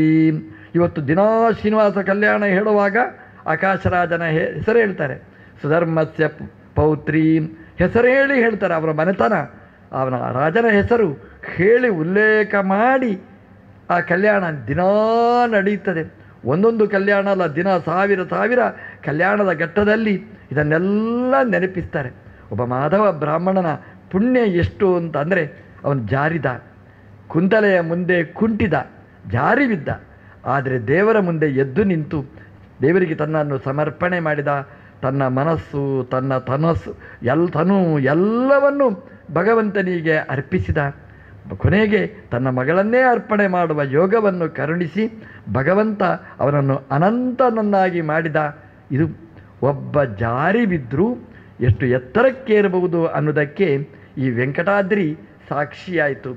ವೆಂಕಟಾದ್ರಿ ಅಂದರೆ ಏನು? ಪುರಾಣ ಹೇಳುತ್ತೆ, ವೇಮ್ ಅಂದರೆ ಪಾಪ ಅಂತೆ, ಅದನ್ನು ಕಟ ಅಂದರೆ ನಾಶ ಮಾಡ್ತದೆ ಅಂತೆ. ಅಂಥ ಬೆಟ್ಟ, ಪಾಪವನ್ನು ನಾಶ ಮಾಡುವ ಬೆಟ್ಟ ಅಂತ ಆ ವೆಂಕಟಾದ್ರಿ ಅಂತ ಕಲಿಯುಗದಲ್ಲಿ ಈ ಬೆಟ್ಟವನ್ನು ಕರೀತಾರೆ. ಹಾಗಾಗಿ ನಾವು ಮಾಡಿದ ಪಾಪ ಅದು ಪರಿಹಾರ ಆಗುವಂತಹ ಜಾಗ ಆ ಬೆಟ್ಟದಲ್ಲಿ ನಡೀತದೆ. ಅದಕ್ಕೆ ಹೇಳೋದು ನೋಡಿ, ಇವತ್ತೆಲ್ಲ ಹೇಳ್ತಾರೆ ಸ್ನಾನ ಮಾಡುವಾಗ ಮಣ್ಣು ಹಚ್ಚಿ ಸ್ನಾನ ಮಾಡಿ ಅಂತ ಹೇಳ್ತಾರೆ, ಮೃತ್ತಿಕಾ ಸ್ನಾನ ಮಾಡಿ ಅಂತ. ನಮಗೆ ಅದೆಲ್ಲ ಎಲರ್ಜಿ. ಈ ನೇಚರ್ ಕ್ಯೂರು ಅಂತ ಇರ್ತದೆ, ಪ್ರಕೃತಿ ಚಿಕಿತ್ಸೆ ಅಂತ, ಅಲ್ಲಿ ಹೋಗ್ತಾರೆ. ಅಲ್ಲಿ ಹೋದರೆ ಕುತ್ತಿಗೆ ತನಕ ಮಣ್ಣು ಹಾಕಿ ಅವನು ಕೂಡಿಸ್ತಾರೆ. ಅದಕ್ಕೆ ಹೆಸರಿಡ್ತಾರೆ ಮಡ್ ಬಾತ್. ಎಷ್ಟು ಒಳ್ಳೆಯ ಹೆಸರು ನೋಡಿ, ಮಡ್ ಬಾತ್. ಮೃತ್ತಿಕಾ ಸ್ನಾನ ಅಂದರೆ ಎಲರ್ಜಿ, ಮಡ್ ಬಾತ್ ಅಂದರೆ ಖುಷಿ. ಎಲ್ಲಿ ಹೋಗಿದ್ದೀರಿ? ಮಡ್ ಬಾತ್ ಮಾಡಲಿಕ್ಕೆ ಹೋದೆ ಅಂತ ತುಂಬ ಖುಷಿಯಲ್ಲಿ ಹೇಳ್ತೇವೆ. ಅದೇ ಮಡ್ ಬಾತ್ ಅಂದರೆ ಬೇರೆ ಅಲ್ಲ, ಮೃತ್ತಿಕಾ ಸ್ನಾನ ಅಂದರೆ ಬೇರೆ ಅಲ್ಲ. ನಮ್ಮ ಹಿರಿಯರು ಮೃತ್ತಿಕಾ ಸ್ನಾನ ಅಂತ ಹೇಳಿದರು. ಮಾಧವನಿಗೆ ಮೃತ್ತಿಕಾ ಸ್ನಾನ ಆಯಿತು. ಯಾವ ಮೃತ್ತಿಗೆ? ಶ್ರೀನಿವಾಸನ ಪವಿತ್ರವಾದ ಮಣ್ಣಿನ ಸ್ನಾನ ಅವನಿಗೆ ಆಯಿತು. ಅವನು ಎತ್ತರಕ್ಕೇರಿದ. ನಮಗೂ ಮಡ್ ಬಾತ್ ಬೇಡ, ಮೃತ್ತಿಕಾ ಸ್ನಾನ ಆಗಬೇಕು. ಆ ವೆಂಕಟಾದ್ರಿಯಲ್ಲಿ ನಡೆಯುವುದೇ ಅದು ಮೃತ್ತಿಕಾ ಸ್ನಾನ. ಅದರಿಂದ ನಮ್ಮ ಪಾಪಗಳು ಪರಿಹಾರವಾಗಿ ಭಗವಂತನ ದರ್ಶನದಲ್ಲಿ ಪರ್ಯವಸಾನ ಆಗುತ್ತೆ ಅನ್ನುವ ಚಿಂತನೆಯನ್ನು ಈ ಭವಿಷ್ಯೋತ್ತರ ಪುರಾಣ ನಮಗೆ ಮೊದಲನೆಯ ಅಧ್ಯಾಯದಲ್ಲಿ ನೀಡಿ, ಎರಡನೇ ಅಧ್ಯಾಯದಲ್ಲಿ ಆ ಶ್ರೀನಿವಾಸ ದೇವರು ಬರಬೇಕಲ್ಲ, ಆ ಬರಲಿಕ್ಕೆ ಬೇಕಾದ ಪೀಠಿಗೆಯನ್ನು ರಚನೆ ಮಾಡಿದ್ದಾರೆ. ಜಾಹ್ನವಿ ತೀರ, ಗಂಗೆಯ ತೀರ ಅಂತೆ. ಆ ಗಂಗಾ ತೀರದಲ್ಲಿ ಎಲ್ಲ ಜ್ಞಾನಿಗಳೂ ಸೇರಿದ್ದಾರಂತೆ, ಯಾಗ ಮಾಡಬೇಕು ಅಂತ ಸೇರಿದ್ದಾರಂತೆ. ಯಾಗಕ್ಕೆ ಅಂತ ಸೇರಿದರೂ ಅಲ್ಲಿ ಅವರಿಗೆ ಕುತೂಹಲ ಬಂತು. ಈ ಯಾಗ ಯಾರಿಗೆ ಮಾಡುವುದು ಅಂತ ಒಂದು ಪ್ರಶ್ನೆ ಬಂತು. ಯಾಗದ ಫಲವನ್ನು ಯಾರು ಸ್ವೀಕಾರ ಮಾಡ್ತಾನೆ ಅಂತ ಪ್ರಶ್ನೆ ಬಂತು. ಆವಾಗ ಯಾರಿಗೆ ಮಾಡಬೇಕು ಯಾಗ? ಯಾಗ ಅಂದರೆ ಇದು ನಂದಲ್ಲ, ಇದು ನಿಂದು ಅಂತ ಯಾರಿಗೆ ಹೇಳಬೇಕು ನಾವು? ಎಷ್ಟು ದೇವತೆಗಳಿರ್ತಾರೆ. ನಾರದರು ಬಂದರಂತೆ. ನಾರದರ ಹತ್ರ ಕೇಳಿದರು, ನಾರದರೇ, ಯಾಗದ ದೇವರು ಯಾರು? ಯಾರಿಗೆ ನಾವು ಹೋಮ ಮಾಡಬೇಕು? ನಾರದರು ಹೇಳಿದರು, ಇದು ಜಿಜ್ಞಾಸೆ ಮಾಡಬೇಕಾದ್ದು. ಯಾರು ಮಾಡಬೇಕು? ಅಲ್ಲಿ ಭೃಗು ಋಷಿಗಳಿದ್ದರು. ಭೃಗು ಋಷಿಗಳಿಗೆ ಈ ಕೆಲಸವನ್ನು ಒಪ್ಪಿಸಿದರು. ಭೃಗು ಋಷಿಗಳೇ, ಇಡೀ ಪ್ರಪಂಚ ಸುತ್ತಾಡಿಕೊಂಡು ಬನ್ನಿ, ನೀವು ಯಾರನ್ನು ಸರ್ವೋತ್ತಮ ಅಂತ ಗುರುತಿಸ್ತೀರಿ ಅವರಿಗೆ ಹೋಮವನ್ನು ಮಾಡೋಣ ಅಂತ. ಹೋಮಕ್ಕೆ ಇಲ್ಲಿ ಸಂಕಲ್ಪ ಆಗಿದೆ. ಭೃಗು ಋಷಿಗಳನ್ನು ಕಳಿಸ್ತಾರೆ. ಭೃಗು ಅಂದರೆ ಅವನು ವೇಗವಾಗಿ ಹೋಗುವ ಶಕ್ತಿ ಉಳ್ಳವ. ದೇವರು ಅವರಿಗೊಂದು ಶಕ್ತಿ ಕೊಟ್ಟಿದ್ದಾರೆ. ಅವನು ಎಲ್ಲಿ ಬೇಕಾದರೂ ಹೋಗಬಲ್ಲ. ಸಂಕಲ್ಪ ಮಾತ್ರದಿಂದ ಎಲ್ಲಿ ಬೇಕಾದರೂ ಹೋಗಿ ಬರ್ಬೋದು ಅಂಥ ಶಕ್ತಿ ಕೊಟ್ಟಿದ್ದರು. ಹೋಗಿ ಬರುವುದು ಅಷ್ಟೇ ಅಲ್ಲ, ಎಲ್ಲರ ಮನಸ್ಸಿನ ಒಳಗೆ ಪ್ರವೇಶ ಮಾಡಿ ಯಾರಿಗೆ ಎಷ್ಟು ಶಕ್ತಿ ಅಂತ ವಿಚಾರ ಮಾಡುವ ಶಕ್ತಿಯೂ ಆ ಭೃಗುಗಳಿಗಿತ್ತು. ಹಾಗಾಗಿ ಆ ಜವಾಬ್ದಾರಿಯನ್ನು ಭೃಗು ಋಷಿಗಳಿಗೆ ಒಪ್ಪಿಸಿದರು. ಭೃಗು ಋಷಿಗಳು ಹೊರಟರು. ಮೊದಲು ಸತ್ಯಲೋಕಕ್ಕೆ ಹೋದರು, ಬ್ರಹ್ಮದೇವರ ಲೋಕಕ್ಕೆ ಹೋದರು. ಅವರನ್ನು ತಡೆಯುವವರೇ ಇಲ್ಲ, ಅವರಿಗೆ ಆ ಶಕ್ತಿ ಅವರಿಗಿತ್ತು. ಹೋದರೆ ಬ್ರಹ್ಮದೇವರು ತಪಸ್ಸು ಮಾಡ್ತಾಯಿದ್ರು, ವೇದಘೋಷ ಮಾಡ್ತಾಯಿದ್ರು.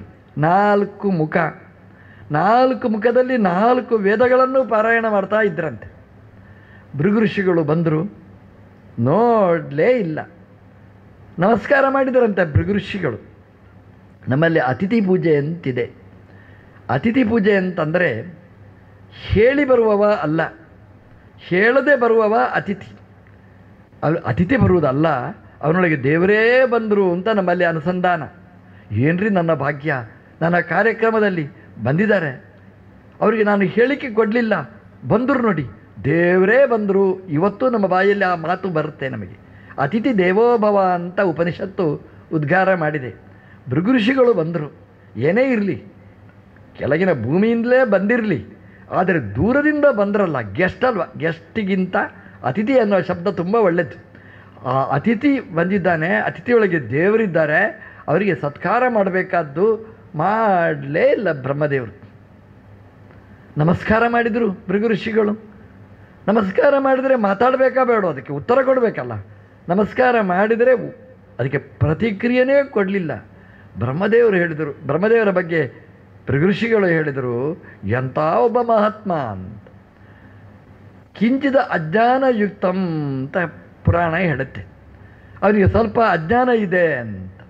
ಕಿಂಚಿದ ಅಜ್ಞಾನಯುಕ್ತಂ ಅಂತ ಹೇಳ್ತಾರೆ. ಅದು ಭೃಗು ಋಷಿಗಳು ಆಲೋಚನೆ ಮಾಡಿದರು. ನಮಸ್ಕಾರ ಮಾಡಿದರೂ ತಲೆ ಈಚೆ ತಿರುಗಲಿಲ್ಲ ಅಂತ. ಯಾಕೆ ಅಂತಂದರೆ ಯಾವಾಗ ಮದ ಬರ್ತದೆ ಆಗ ಇನ್ನೊಬ್ಬರು ಕಾಣುವುದಿಲ್ಲ. ಆನೆಗೆ ಮದ ಬಂದಾಗ ಮಾವುತನೂ ಲೆಕ್ಕ ಅಲ್ಲ, ಗೂಳಿಗೆ ಗೋಪಾಲ ಲೆಕ್ಕಕ್ಕೆ ಸಿಗುವುದಿಲ್ಲ. ಹಾಗೆಯೇ ಇರಬೇಕು ಬ್ರಹ್ಮದೇವರಿಗೆ ಅಂತ. ಮದಕ್ಕೇನು ಕಾರಣ? ಮದಕ್ಕೆ ಕಾರಣ ಬೇಕಾದಷ್ಟಿದೆ ಅಲ್ಲಿ. ಏನು ಕಾರಣ ಅಂತಂದರೆ ಬ್ರಹ್ಮದೇವರು ಅಂದರೆ ದೇವರ ನಾಭಿಯಲ್ಲೇ ಇರುವವ, ಇದೊಂದು ಮದಕ್ಕೆ ಕಾರಣ. 4 ಮುಖ ಎಲ್ಲಿ ಬೇಕಾದರೂ ನೋಡ್ಬೋದು, ನಮಗೆಲ್ಲ ಹಾಗಾಗುವುದಿಲ್ಲ. ಹಿಂದೆ ನೋಡಬೇಕಾದ್ರೆ ರಿವರ್ಸ್ ತಿರುಗಬೇಕು ನಾವು. ಬ್ರಹ್ಮದೇವರಿಗೆ ಹಾಗೆ ತಿರುಗಬೇಕು ಅಂತಿಲ್ಲ, ಅಲ್ಲಿ ಕೂತಲ್ಲಿಯೇ ಹಿಂಬದಿ ಕಾಣಿಸ್ತದೆ. ಪಕ್ಕದಲ್ಲಿ ಯಾರಿದ್ದಾರೆ, ಈ ಬದಿಯಲ್ಲಿ ಯಾರಿದ್ದಾರೆ ಎಲ್ಲ ಕಾಣುತ್ತೆ. ಹಾಗಾಗಿ ಇದೊಂದು ಮದಕ್ಕೆ ಅವರಿಗೆ ಕಾರಣ. ಎಲ್ಲ ಐಶ್ವರ್ಯಗಳಿವೆ ಅವರಿಗೆ, ಐಶ್ವರ್ಯ ಮದ, ಅಧಿಕಾರ, ದಿಕ್ಪಾಲಕರಿಗೆ ಅಧಿಪತಿಗಳು ಅವರು. ಹೀಗಿರಬೇಕು ಅಂತ ಭೃಗು ಋಷಿಗಳು ಕಂಡರು. ಕಿಂಚಿದ ಅಜ್ಞಾನ ಯುಕ್ತಂ. ಹಾಗಾಗಿ ಭೃಗು ಋಷಿಗಳು ಹೊರಟರು. ಈ ಮನುಷ್ಯ ಉಪಯೋಗಕ್ಕಿಲ್ಲ, ನಾವು ಯಜ್ಞಕ್ಕೆ ಅಂತ ಇವರನ್ನು ವ್ಯವಸ್ಥೆ ನಾವು ಕರೆದರೆ, ಬ್ರಹ್ಮನಿಗೆ ಆಹುತಿ ಕೊಡೋದು ಅಂತ ಕೊಟ್ಟರೆ ತೆಕ್ಕೊಳ್ಳಿಕ್ಕೆ ಯೋಗ್ಯತೆ ಇಲ್ಲ, ಇವನಿಗೇನು ಮಹತ್ವ ಅಂತ ಉಪಯೋಗ ಇಲ್ಲ ಅಂತ ಸತ್ಯಲೋಕವನ್ನು ಬಿಟ್ಟು ಬಂದ್ರಂತೆ. ಅಲ್ಲಿ ಕಿಂಚಿದ ಜ್ಞಾನ ಯುಕ್ತಂ. ಬ್ರಹ್ಮದೇವರಿಗೆ ಅಜ್ಞಾನ ಅಂತಂದರೆ ಅದೇನು ಪ್ರಪಂಚದ ಬಗ್ಗೆ ಅಜ್ಞಾನ ಇಲ್ಲ. ಯಾಕೆಂದರೆ ಅವರಿಗೆ 8 ಕಣ್ಣಲ್ಲಿ 8 ದಿಕ್ಕನ್ನೂ ನೋಡುವ ಶಕ್ತಿ ಬ್ರಹ್ಮದೇವರಿಗಿದೆ. ಆಲೋಚನೆ ಸರ್ವವಿಷಯಕಂ, ಇಡೀ ಜಗತ್ತಿನ ಜ್ಞಾನ ಬ್ರಹ್ಮದೇವರಿಗಿದೆ. ಮತ್ತೇನಿದು ಹಾಗಾದರೆ? ಭಗವಂತನ ಬಗ್ಗೆ ಕಿಂಚಿದ ಜ್ಞಾನ ಯುಕ್ತಂ. ಕಿಂಚಿತ ಅಂದರೆ ದೇವರಿಗೆ ಕಿಂಚಿತ್ ಅಂತ ಹೆಸರು. ಯಾಕಂದರೆ ಕಿಂ ಅಂದರೆ ಸುಖ ಅಂತ ಅರ್ಥ. ಏಕೋ ನೈಕಃ ಸವಾಹ ಕಹ ಕಿಂ. ವಿಷ್ಣು ಸಹಸ್ರನಾಮದಲ್ಲಿ ಭಗವಂತನನ್ನು ಕಿಂ ಅಂತ ಕರೀತಾರೆ. ಚಿತ್ ಅಂತಂದರೆ ದೇವರನ್ನು ಕರೀತಾರೆ, ಯಾಕೆಂದರೆ ಜ್ಞಾನರೂಪನಾದವ ಅಂತ. ಕಿಂಚಿತ್ ಅಜ್ಞಾನ ಅಂದರೆ ಭಗವಂತನಲ್ಲಿ ಸ್ವಲ್ಪ ಅಜ್ಞಾನ. ಯಾಕಂದರೆ ದೇವರ ಹತ್ರ ಹೋಗಿ ಬ್ರಹ್ಮದೇವರು ನನಗೆಲ್ಲ ಗೊತ್ತು ಅಂತ ಹೇಳುವಾಗಿಲ್ಲ. ಯಾಕಂದರೆ ದೇವರು ಅನಂತ, ಅನಂತವನ್ನು ಪೂರ್ತಿ ತಿಳ್ಕೊಂಡದ್ದು ಅನಂತ ಆಗೋದು ಯಾಕೆ? ಯಾಕಂದರೆ ನನಗೆಲ್ಲ ಗೊತ್ತಾಯಿತು ಅಂತಂದರೆ ಅದು ಶಾಂತ ಆಯಿತು. ಹಾಗಾಗಿ ಬ್ರಹ್ಮದೇವರಿಗೂ ಕೂಡ ಭಗವಂತನ ಬಗ್ಗೆ ಸ್ವಲ್ಪ ಜ್ಞಾನಾಭಾವ ಇರ್ತದೆ. ಕಿಂಚಿದ ಜ್ಞಾನ ಯುಕ್ತಂ, ಅಂದರೆ ದೇವರಿಗೆ ಹೆಸರು, ಭಗವಂತನ ಜ್ಞಾನ ಉಳ್ಳವರು ಅವರು. ಅಂತಹ ಬ್ರಹ್ಮದೇವರಿಗೆ ನಮಸ್ಕಾರ ಮಾಡಿದರು, ಅಲ್ಲಿಂದ ಹೊರಟರು. ಬ್ರಹ್ಮದೇವರು ಅವನ ಕ್ರಿಯೆಗೆ ಪ್ರತಿಕ್ರಿಯೆನೇ ಕೊಡಲಿಲ್ಲ. ಯಾಕೆ ಕೊಡಲಿಲ್ಲ ಬ್ರಹ್ಮದೇವರು? ಈ ಋಷಿ ಪರೀಕ್ಷೆ ಮಾಡಲಿಕ್ಕೆ ಬಂದವ. ಪರೀಕ್ಷೆ ಮಾಡಿದಾಗ ನಾನು ತೋರಿಸಿದರೆ ನನ್ನನ್ನೇ ಸರ್ವೋತ್ತಮ ಅಂತ ತಿಳ್ಕೊಳ್ತಾನೆ. ಯಾಗದಲ್ಲಿ ನನಗೇನೇ ಪೂಜೆ ಸಲ್ಲಬೇಕಾಗಿದೆ, ನನಗಲ್ಲ, ನನ್ನ ಅಪ್ಪ ಇದ್ದಾನೆ, ಅವನಿಗೆ ಪೂಜೆ ಆಗಬೇಕಾದ್ದು ಅಂತ ಬ್ರಹ್ಮದೇವರು ಅವನನ್ನು ಉಪೇಕ್ಷೆ ಮಾಡಿದರು. ಕೋಪದಲ್ಲಿ ಹೊರಟು ಹೋದರು ಭೃಗುಋಷಿಗಳು. ನೀನು ಇಲ್ಲೇ ಇರಲಿಕ್ಕೆ ಯೋಗ್ಯನಾದವ, ನಮ್ಮ ಊರಿಗೆ ಯೋಗ್ಯನಾದವ ಅಲ್ಲ ಹೇಳಿದರು. ನಮ್ಮ ಊರಿಗೆ ಬರಬೇಡ ಅಂತ. ಅಲ್ಲಿಂದ ಬ್ರಹ್ಮದೇವರಿಗೆ ಅವತಾರ ಇಲ್ಲ. ಬ್ರಹ್ಮಾಣಮಪ್ಯನವತಾರಂ, ಬ್ರಹ್ಮದೇವರಿಗೆ ಅವತಾರ ಇಲ್ಲ. ನೀವು ನೋಡಿ, ಎಲ್ಲಿಯಾದರೂ ಬ್ರಹ್ಮದೇವರಿಗೆ ಒಂದು ದೇವಸ್ಥಾನ ಅಂತ ಒಂದಿಲ್ಲ. ಈಗ ಪುಷ್ಕರಕ್ಕೆ ಹೋದರೆ ಒಂದು ಬ್ರಹ್ಮದೇವರ ದೇವಸ್ಥಾನ ಅಂತ ತೋರಿಸ್ತಾರೆ. ಬ್ರಹ್ಮದೇವರಿಗೆ ಒಂದು ಅವತಾರ ಅಂತಿಲ್ಲ. ನೋಡಿ, ವಾಯುದೇವರಿಗೆ ಹನುಮ, ಭೀಮ, ಮಧ್ವ ಹೀಗೆಲ್ಲ ಅವತಾರಗಳಿವೆ. ಎಲ್ಲ ರುದ್ರದೇವರಿಗೆ ದೂರ್ವಾಸರು ಎಲ್ಲ ಅವತಾರಗಳಿವೆ. ಅಶ್ವತ್ಥಾಮ, ಬೇರೆ ಬೇರೆ ಅವತಾರಗಳಿವೆ. ಬ್ರಹ್ಮದೇವರ ಅವತಾರ ಯಾರು ಹೇಳಿ? ಇಲ್ಲ. ಯಾಕೆ ಅಂತಂದರೆ ಭೃಗುಋಷಿಗಳು ಹೇಳಿದರು, ಬ್ರಹ್ಮದೇವರೇ ನಿಮಗೆ ಒಂದು ಕ್ರಿಯೆಗೆ ಪ್ರತಿಕ್ರಿಯೆ ಕೊಡುವ ಯೋಗ್ಯತೆ ಇಲ್ಲ, ನಮ್ಮೂರಿಗೆ ನೀವು ಬರಬೇಡಿ, ನಿಮ್ಮೂರಲ್ಲೇ ನೀವು ಮೆರೀರಿ ಅಂತ ಭೃಗುಋಷಿಗಳು ಹೇಳಿದ್ದಕ್ಕೆ ಅವರಿಗೆ ಅವತಾರ ಇಲ್ಲ ಅಂತ ಬ್ರಹ್ಮದೇವರು ಒಪ್ಪಿಕೊಂಡು ಬಿಟ್ಟರಂತೆ. ಕೈಲಾಸಕ್ಕೆ ಬಂದರು. ಕೈಲಾಸಕ್ಕೆ ಬಂದರೆ ರುದ್ರದೇವರು ಪಾರ್ವತೀ ದೇವಿಯ ಜೊತೆಗೆ ಇದ್ದರು. ನಮಸ್ಕಾರ ಮಾಡಿದರು. ಗೊತ್ತೇ ಆಗಲಿಲ್ಲ ರುದ್ರದೇವರಿಗೆ. ಪಾರ್ವತಿಯ ಜೊತೆಗೆ ಇರುವುದು ದೋಷ ಅಲ್ಲ, ಪಾರ್ವತಿಯ ಜೊತೆಗಿದ್ದಾಗ ಬಂದ ಭೃಗುಋಷಿಗಳು ಗಮನಕ್ಕೇ ಬರಲಿಲ್ಲ, ಇದು ದೋಷ ಅಂತ ಪುರಾಣ ಹೇಳಿತು. ರುದ್ರದೇವರು ನೋಡಿ ಪಾರ್ವತೀ ದೇವಿಯರು ಸಂಕೋಚಗೊಂಡ್ರಂತೆ. ಯಜಮಾನರಿಗೆ ಹೇಳಿದ್ರಂತೆ, ಭೃಗುಋಷಿಗಳು ಬಂದಿದ್ದಾರೆ, ಅವ್ರು ಸತ್ಕಾರ ಮಾಡಿ ಅಂತ. ರುದ್ರದೇವರಿಗೆ ಕೋಪ ಬಂತಂತೆ. ನಮ್ಮದು ಕ್ರೀಡಾ ರಂಗಸ್ಥಳ ಇದು, ಇಲ್ಲಿ ಇವನ್ಯಾಕೆ ಬರಬೇಕಾಗಿತ್ತು ಭೃಗು ಅಂತ ಕ್ರೋಧ ತಾಮ್ರೇ ಕ್ಷಣ ಅವರಿಗೆ ಕೋಪ ಬಂತಂತ. ರುದ್ರದೇವರಿಗೆ ಕೋಪ ಬಂದು ಹೊಡಿಲಿಕ್ಕೆ ಅಂತ ಬಂದರಂತೆ. ಒಬ್ಬ ಸತ್ಕಾರನೇ ಮಾಡಲಿಲ್ಲ, ಇನ್ನೊಬ್ಬ ಸತ್ಕಾರ ಅಲ್ಲ ಪೂತ್ಕಾರ ಗಲಾಟೆ ಮಾಡಲಿಕ್ಕೆ ಶುರು ಮಾಡಿದ, ಹೊಡಿಲಿಕ್ಕೆ ಬಂದ. ರುದ್ರ ದುದ್ರೋಹ, ಅವನು ದ್ರೋಹ ಮಾಡಿದ ಅಂತ. ಓ, ಈ ಕೈಲಾಸನೂ ಬೇಡ ಅಂತ ಕೈಲಾಸ ಆಗಿ ಅಲ್ಲಿಂದ ಹೊರಟು ಬಂದರಂತೆ. ಸತ್ಯಲೋಕನೂ ಉಪಯೋಗ ಆಗಲಿಲ್ಲ, ಅವರ ಪಾಲಿಗೆ ಕೈಲಾಸನೂ ಉಪಯೋಗಕ್ಕೆ ಬರಲಿಲ್ಲ. ರುದ್ರದೇವರಿಗೆ ಶಾಪ ಕೊಟ್ಟರಂತೆ. ಏನು ಶಾಪ ಕೊಟ್ಟರು ಅಂತಂದರೆ, ನೀನು ಕಾಮುಕನಾಗಿದ್ದಿ, ಲಿಂಗ ಪೂಜೆನೇ ನಡೆಯಲಿ ಅಂತ. ರುದ್ರದೇವರು ಆಯಿತು ಅಂತ ಒಪ್ಪಿಕೊಂಡ್ರಂತೆ. ರುದ್ರದೇವರದು ಏನು ಪೂಜೆ ಮಾಡಿದ್ರೇನು, ಎಲ್ಲದವೂ ಫಲ ಕೊಡ್ತೇವೆ ನಾವು ಅಂತ ರುದ್ರದೇವರು ಒಪ್ಪಿಕೊಂಡ್ರಂತೆ. ಅಲ್ಲಿಂದ ಈ ಲಿಂಗ ಪೂಜೆ ಅಂತ ವಿಶೇಷವಾಗಿ ರುದ್ರದೇವರದ್ದು ಲೋಕದಲ್ಲಿ ಅಭಿವ್ಯಕ್ತಿ ಆಯಿತಂತೆ. ವೈಕುಂಠ ಲೋಕಕ್ಕೆ ಬಂದರಂತೆ. ಇಲ್ಲಿ ಹೊಸ ಕ್ರಮ ನಾನು ಮಾಡಬೇಕು ಅಂತ ಬಂದರಲ್ಲಿ.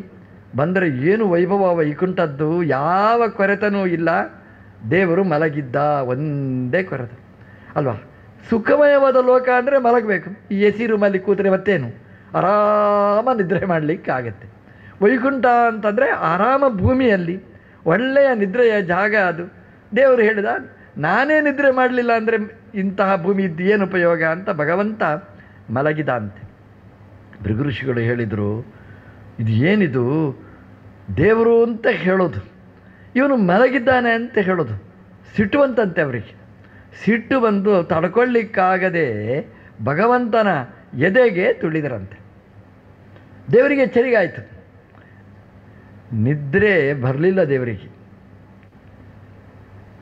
ಭೃಗುಋಷಿಯ ನಿದ್ರೆ ಎಷ್ಟಿದೆ ಅಂತ ತೋರಿಸಬೇಕಾಗಿತ್ತು. ಹಾಗಾಗಿ ಭಗವಂತ ಮಲಗಿದ ಭಗವಂತನ ವಕ್ಷಸ್ಥಳಕ್ಕೆ ತುಳಿದ ಭೃಗುಋಷಿ. ದೇವರು ಎಚ್ಚರಿಕೆಗೊಂಡು ಅಯ್ಯೋ, ನೀವು ಬಂದದ್ದು ಗೊತ್ತಾಗಲಿಲ್ಲ ನನಗೆ, ಕ್ಷಮಿಸಿ ಅಂತ ಬೇಡಿ ಅವರ ಕಾಲಿಗೆ ಪಾದ ಪ್ರಕ್ಷಾಲನೆ ಮಾಡಿದಂತೆ. ಅವು ಹೇಳಿದಂತೆ ದೇವರು ನನ್ನ ಒರಟಾದ ಎದೆ ಅದಕ್ಕೆ ನಿನ್ನ ಮೃದುವಾದ ಪಾದದಿಂದ ತುಳಿದಿದ್ದೀರಿ. ಪಾಪ ಪಾದಕ್ಕೆ ಎಷ್ಟು ನೋವಾಗಿರಬೇಕು. ಎಣ್ಣೆ ಹಚ್ಚಿದ ಅಂತೆ ದೇವರು, ಪಾಪ ಅದಕ್ಕೆ ನೋವಾಗಿದೆ ಅಂತ. ಭೃಗು ಋಷಿಗಳೇ ಸಂಕೋಚ ಆಯ್ತಂತೆ. ಅಯ್ಯೋ ದೇವ್ರು ನನ್ನ ಕಾಲು ಮುಡ್ತಾನೆ ಅಂದರೆ ಸಂಕೋಚ ಆಯಿತು. ಎಣ್ಣೆ ಹಚ್ಚಿದ, ಬಿಸಿನೀರು ಹಾಕಿದ, ಅದಕ್ಕೆ ಒತ್ತಿದ, ಶೇಕ ಕೊಟ್ಟ, ಅದನ್ನು ತಿಕ್ಕಿದ. ಭೃಗು ಋಷಿಗಳಿಗೆ ಸಂಕೋಚ ಆಯ್ತಂತೆ. ನೋಡಿ, ಇದು ದೇವರ ಕ್ರಮ ಅಂತ ಭೃಗು ಋಷಿಗಳು ಒಪ್ಪಿಕೊಂಡ್ರಂತೆ. ಒಂದು ಅತಿಥಿ ಸತ್ಕಾರ ಅಂದರೆ ಹೇಗೆ ಮಾಡಬೇಕು, ಇದು ನಾವು ವಿಷ್ಣುವಿನಿಂದ ನಾವು ಕಲಿಬೇಕಾದ್ದು. ನಾನು ಅನ್ಯಾಯ ಮಾಡಿದರೂ ಕೂಡ, ನಾನು ತುಳಿದರೂ ಕೂಡ ಅದನ್ನು ತುಳಿತ ಅಂತ ಅನುಸಂಧಾನ ಮಾಡದೆ ತಂದೇ ತಪ್ಪು ಅಂತ ಒಪ್ಪಿಕೊಂಡು ಭೃಗು ಋಷಿಗಳ ಪಾದಕ್ಕೆ ಪ್ರಕ್ಷಾಳನೆಯನ್ನು ಮಾಡಿ ಅತಿಥಿಯನ್ನು ಸತ್ಕಾರ ಮಾಡಿದ. ಭೃಗು ಋಷಿಗಳು ಹೇಳಿದರು, ಪೂಜೆಗೆ ಯೋಗ್ಯನಾದವ ಯಾರು ಅಂತಂದರೆ ಇನ್ನೊಬ್ಬರನ್ನು ಯಾರು ಪೂಜಿಸ್ತಾನೆ ಅವನು ಪೂಜೆಗೆ ಯೋಗ್ಯನಾದವ. ಹಾಗಾಗಿ ಇವನಿಗಿಂತ ದೊಡ್ಡ ದೇವರು ಇನ್ನೊಬ್ಬಿಲ್ಲ. ಎಂತಹ ತಾಳ್ಮೆ! ನಾವು ಅನ್ಯಾಯ ಮಾಡಿದರೂ ಪ್ರತಿಯಾಗಿ ಅನ್ಯಾಯ ಮಾಡಲೇ ಇಲ್ಲ. ಆ ಅನ್ಯಾಯಕ್ಕೆ ಒಂದು ನ್ಯಾಯವನ್ನು ಕೊಟ್ಟ, ಅದು ಸರಿ ಅಂತ ಸಮರ್ಥನೆ ಮಾಡಿದ. ಇನ್ನೊಬ್ಬರ ದೋಷವನ್ನು ಗುಣ ಅಂತ ಗ್ರಹಿಸುವ ಎಷ್ಟು ದೊಡ್ಡ ಗುಣ ಇದು ಅಂತ ಭಗವಂತನ ಆ ಸರ್ವೋತ್ತಮತ್ವವನ್ನು ಮನಸ್ಸಲ್ಲಿ ಒಪ್ಪಿಕೊಂಡ್ರಂತೆ ಭೃಗು ಋಷಿಗಳು. ದೇವರಿಗೆ ನಮಸ್ಕಾರ ಮಾಡಿ ಅಲ್ಲಿಂದ ಹೊರಟ್ರಂತೆ ಭೃಗು ಋಷಿಗಳು. ಅವರಿಗೆ ತುಂಬ ಇಷ್ಟವಾದ್ದು ಏನು ಅಂತಂದರೆ, ನಾನು ತುಳಿದರೂ ಕೂಡ ಆ ಭಗವಂತನ ವಿಶೇಷವಾದ ಗುಣ ಅಭಿವ್ಯಕ್ತಿ ಆಯಿತು. ಹಿರಣ್ಯಕಶಿಪು ಕಂಬಕ್ಕೆ ತುಳಿದ, ನರಸಿಂಹದೇವರ ಆವಿರ್ಭಾವ ಆಯಿತು. ಭೃಗು ಋಷಿಗಳು ಭಗವಂತನ ವಕ್ಷಸ್ಥಳಕ್ಕೆ ತುಳಿದರೆ ಅದರ ಒಳಗಿರತಕ್ಕಂತಹ ಭಗವಂತನ ಸದ್ಗುಣಗಳ ಸಾಕ್ಷಾತ್ಕಾರ ಭೃಗು ಋಷಿಗಳಿಗೆ ಆಯ್ತಂತೆ. ಸಂತೋಷದಿಂದ ಭೃಗು ಋಷಿಗಳು ಹೊರಟು ಬಂದರು. ನನ್ನ ಪರೀಕ್ಷೆ ಸರಿಯಾಯಿತು ಅಂತ ಎಲ್ಲ ಋಷಿಮುನಿಗಳಿಗೆ ಹೇಳಿದರು. ಸರ್ವೋತ್ತಮ ಯಾರು ಅಂತಂದರೆ ವಿಷ್ಣು. ಅವನಂತಹ ತಾಳುವಿಕೆ, ಇನ್ನೊಬ್ಬರನ್ನು ಸತ್ಕಾರ ಮಾಡುವ ಕ್ರಮ ಪ್ರಪಂಚದಲ್ಲಿಲ್ಲ. ನಾವು ಹೋಮದಲ್ಲಿ ಅವರಿಗೆ ಆಹುತಿಯನ್ನು ಕೊಟ್ಟರೆ ನಮಗೆ ಗೌರವಿಸ್ತಾನೆ, ನಮಗೆ ಏನು ಕೊಡಬೇಕೋ ಅದನ್ನು ಕೊಡ್ತಾನೆ. ಆ ಕೊಡುವ ಸದ್ಗುಣ ಭರಿತನಾದವ ಅವ. ಹಾಗಾಗಿ ಯಜ್ಞದಲ್ಲಿ ಯಾರಿಗೆ ಆಹುತಿ ಕೊಡಬೇಕು ಅಂತಂದರೆ ವಿಷ್ಣುವಿಗೆ ಕೊಡಬೇಕು ಆಹುತಿ ಅಂತ ಅದನ್ನು ಜಾಹ್ನವಿ ತೀರದಲ್ಲಿ ಇದ್ದ ಯಾಗದವರಿಗೆಲ್ಲ ಬಿಡಿಸಿ ಹೇಳಿದರು. ಯಾಗ ಮುಂದೆ ನಡೆಯಿತು. ಭಗವಂತನನ್ನು ತುಳಿದ ಭೃಗು ಋಷಿಗಳು ತುಳಿದ ಕೂಡಲೇ ಏನಾಯಿತು, ಈ ಚೆಂಡು ಇರ್ತದೆ, ನೀವು ತುಳಿದರೆ ಅದು ಪುಟಿದೆ ಹೇಳ್ತದೆ, ಅಷ್ಟು ದೂರ ಹಾರ್ತದೆ ಅಂತ ಭೃಗು ಋಷಿಗಳು ತುಳಿದರು. ಭೃಗು ಋಷಿಗಳ ತುಳಿತಕ್ಕೆ ಒಳಗಾದ ಚೆಂಡಿನ ಹಾಗೆ ಭಗವಂತ ವೈಕುಂಠದಿಂದ ನಮ್ಮ ಧರೆಗೆ ಇಳಿದು ಬಂದ ಕಥೆಯನ್ನು ಈ ಭವಿಷ್ಯೋತ್ತರ ಪುರಾಣ ಹೇಳುತ್ತೆ. ಅಂದರೆ ಭಗವಂತ ಬರಲಿಕ್ಕೆ ಕಾರಣರಾದವರು ಭೃಗು ಋಷಿಗಳಾದರು ಅನ್ನುವ ಕಥೆಯನ್ನು ಭಾಗವತ ಹೇಳಿತು. ಹಾಗಾದರೆ ನಾವು ತುಳಿಬಹುದಾ ಭಗವಂತನನ್ನು? ಯಾಕೆಂತಂದರೆ ದೇವರೇ ನೀನು ಬರಲಿಲ್ವಾ, ತುಳಿದರೆ ದೇವರ ಮನೆಗೆ ಬರ್ತಾನ? ಹಾಗಲ್ಲ. ಭೃಗು ಋಷಿಗಳ ತುಳಿತದ ರಿಯಾಕ್ಷನ್ ಏನಾಯಿತು, ಭಗವಂತ ಬಂದ, ಹೇಗೆ ಬಂದ, ಅದರ ಪ್ರತಿಫಲನೆ ಏನು, ಅದೆಲ್ಲ ಈ ಪುರಾಣದಲ್ಲಿ ವರ್ಣನೆ ಮಾಡಿದ್ದಾರೆ. ಮತ್ತೆಲ್ಲ ನಾಳೆ ಸೇರಿದಾಗ ನೋಡೋಣ ಅಂತ ಹೇಳ್ತಾ ಪ್ರವಚನವನ್ನು ಕೃಷ್ಣಾರ್ಪಣ ಮಸ್ತು.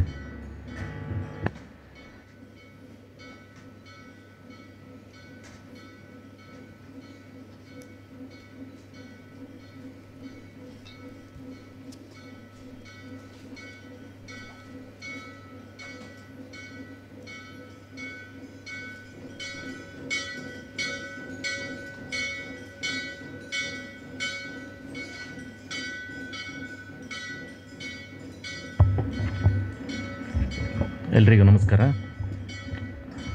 ನವರಾತ್ರಿಯ ಈ ಸುಸಂದರ್ಭದಲ್ಲಿ ದೇವಿ ಮೂಲ ಪ್ರಕೃತಾಂಬಿಗೆ ನಮಸ್ಕರಿಸುತ್ತಾ 3ನೇ ದಿವಸದ ಶ್ರೀನಿವಾಸ ಕಲ್ಯಾಣ ವೈಭವದ ಪ್ರವಚನವನ್ನು ಅರ್ಥಪೂರ್ಣವಾಗಿ ವಿವರಿಸಿದ ಶ್ರೀ ಶ್ರೀ ಶ್ರೀ ವಿದ್ಯಾಧೀಶ ತೀರ್ಥ ಸ್ವಾಮೀಜಿ ಹಾಗೂ ಶ್ರೀ ಶ್ರೀ ಶ್ರೀ ವಿದ್ಯಾರಾಜೇಶ್ವರ ತೀರ್ಥ ಸ್ವಾಮೀಜಿಯವರಿಗೆ ಸಂಘದ ಪರವಾಗಿ ಸಾಷ್ಟಾಂಗ ನಮಸ್ಕಾರಗಳು.